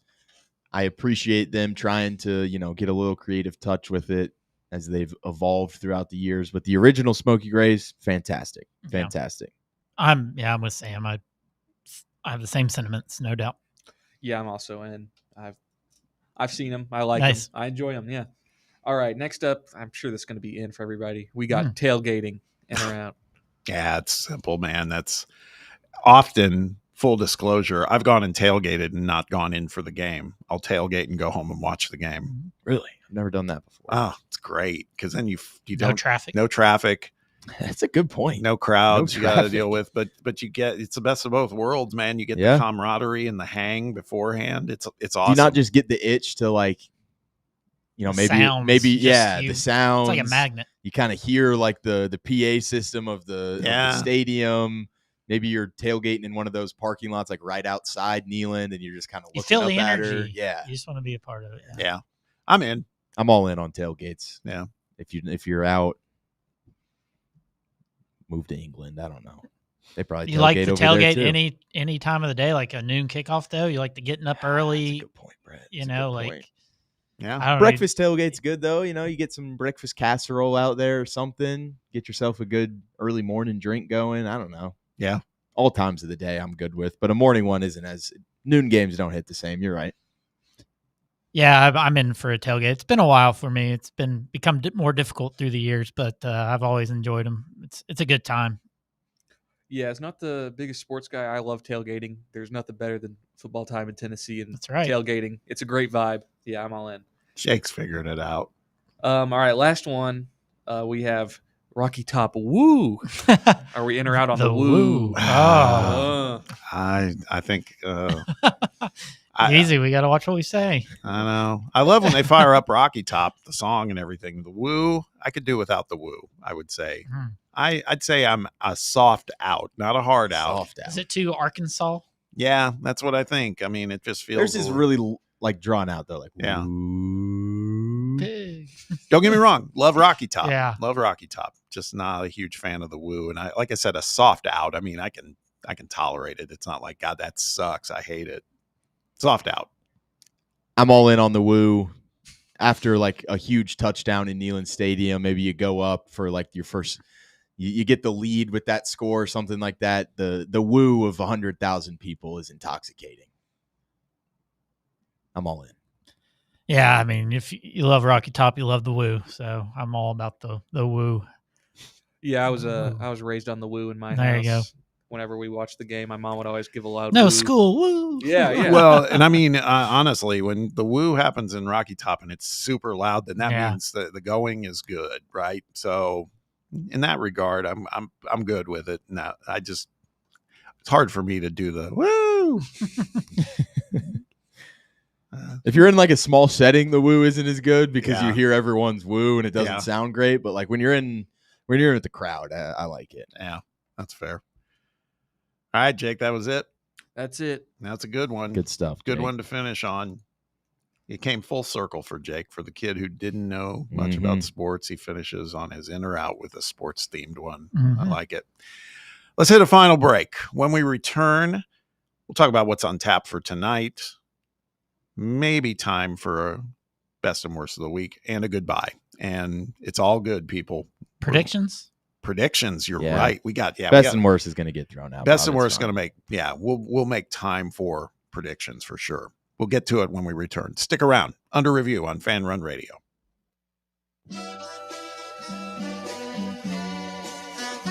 You're listening to Fan Run Radio, the sports humans.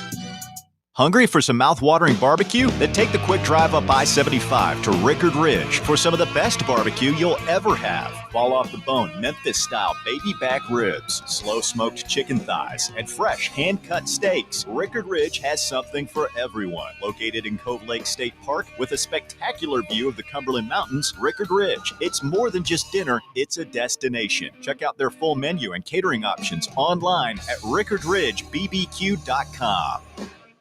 Hey Knoxville, Surfside iced tea and vodka made with real brewed tea is only 100 calories, 2 grams of sugar with no bubbles and no troubles. That's right, zero carbonation, so it's easy to sip and enjoy. Headed to a game day or party at a friend's house? Bring an iced tea or lemonade variety pack from Surfside or try their green tea and new raspberry tea vodka. Find the can with the sunset stripes this season. Surfside iced tea and vodka, sold at bars, restaurants, and stores near you. Surfside iced tea and vodka, sunshine in a can. Must be 21 or older. Enjoy responsibly. Got a flat tire? Strange noise under the hood? Don't stress. Roll into Matlock Tire and Auto Service. From oil changes and brake repairs to brand new tires, Matlock's certified techs do it all. Fast, friendly, and fair priced, Matlock is the home of the price match guarantee. Bring in any competitor's ad and Matlock will match the exact same tire for the exact same price. Matlock Tire and Auto Service. 5 locations in East Tennessee. Visit matlocktireservice.com to find the location nearest you and schedule your appointment. Have you ever found yourself wishing your clothes looked brand new again? Whether it's your favorite suit, that little black dress, or your comfy winter coat, Crown Cleaners can make it happen. From stubborn stains to delicate fabrics, the expert team at Crown Cleaners uses the latest cleaning technology to ensure your clothes come back looking and feeling fresh. Visit one of their 2 area locations, Kingston Pike on Bearden Hill or South North Shore Drive near Dunkin' Donuts. Online at crowncleaners.com. Crown Cleaners, a tradition of excellence.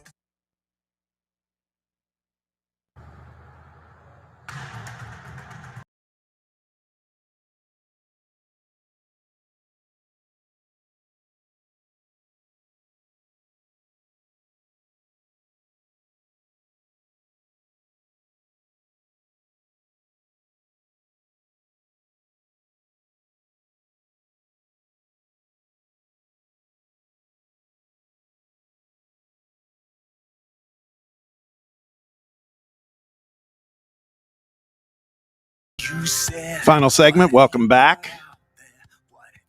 Let's talk about quickly on tap tonight. Welcome back, college football part 2 before we go full on tomorrow. Interesting games tonight. Kansas, who's already won a game and looked impressive doing it, they take on, talk about a small college ass kicking. It's coming. Wagner is traveling to Lawrence tonight. 7:30 p.m. on ESPN Plus. I couldn't even find a spread on this one. Don't need it. 45.5. There you go. Speaking of 45.5, Western Illinois is traveling to Champaign to take on number 12 Illinois, who's a 45.5 point favorite. 7:30 p.m. and here we go. It's on Peacock, so start getting your remote control dexterity going. Georgia Tech at Colorado, 8 p.m. ESPN.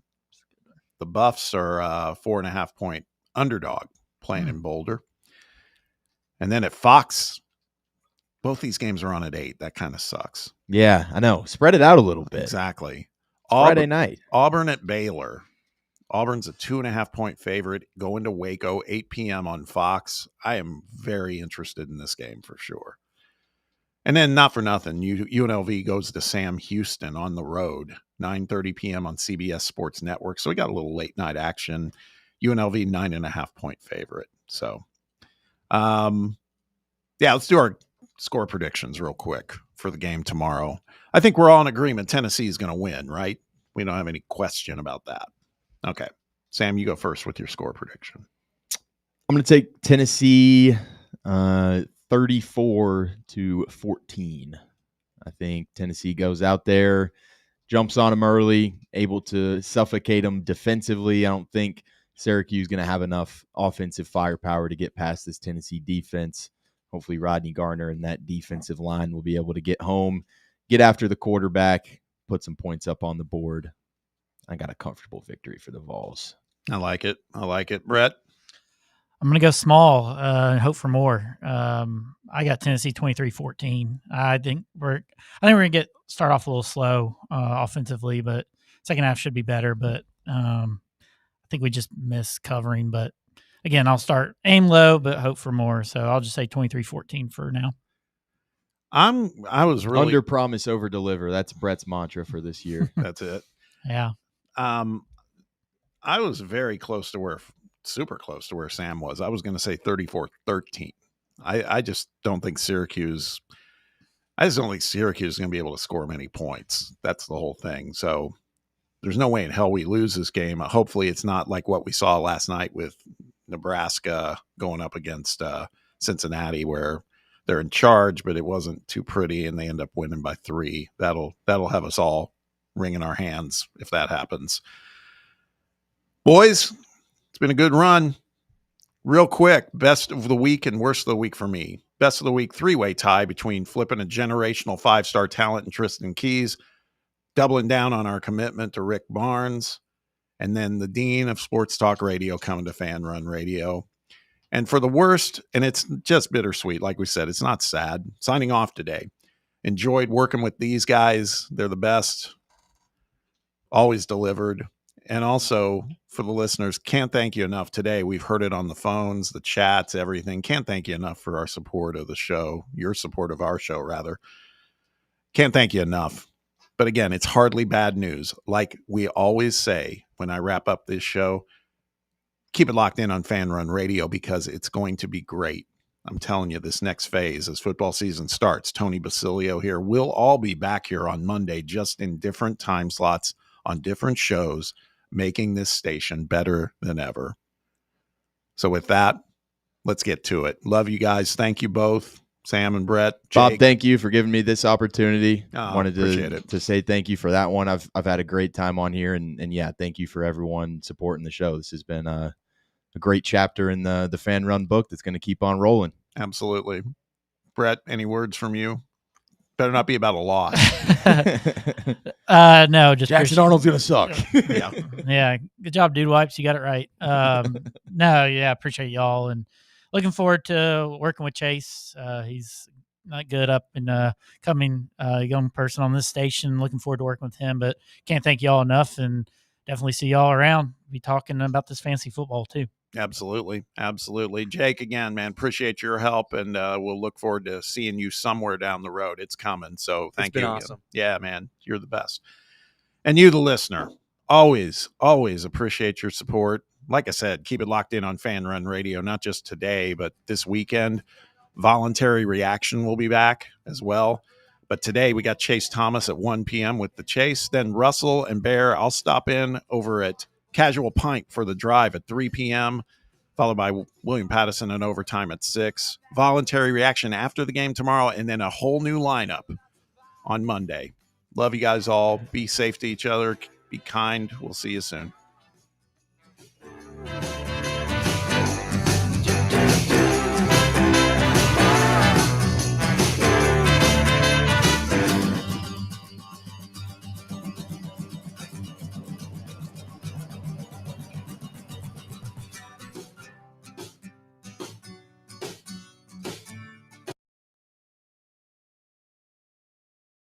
The flagship station for Tennessee football.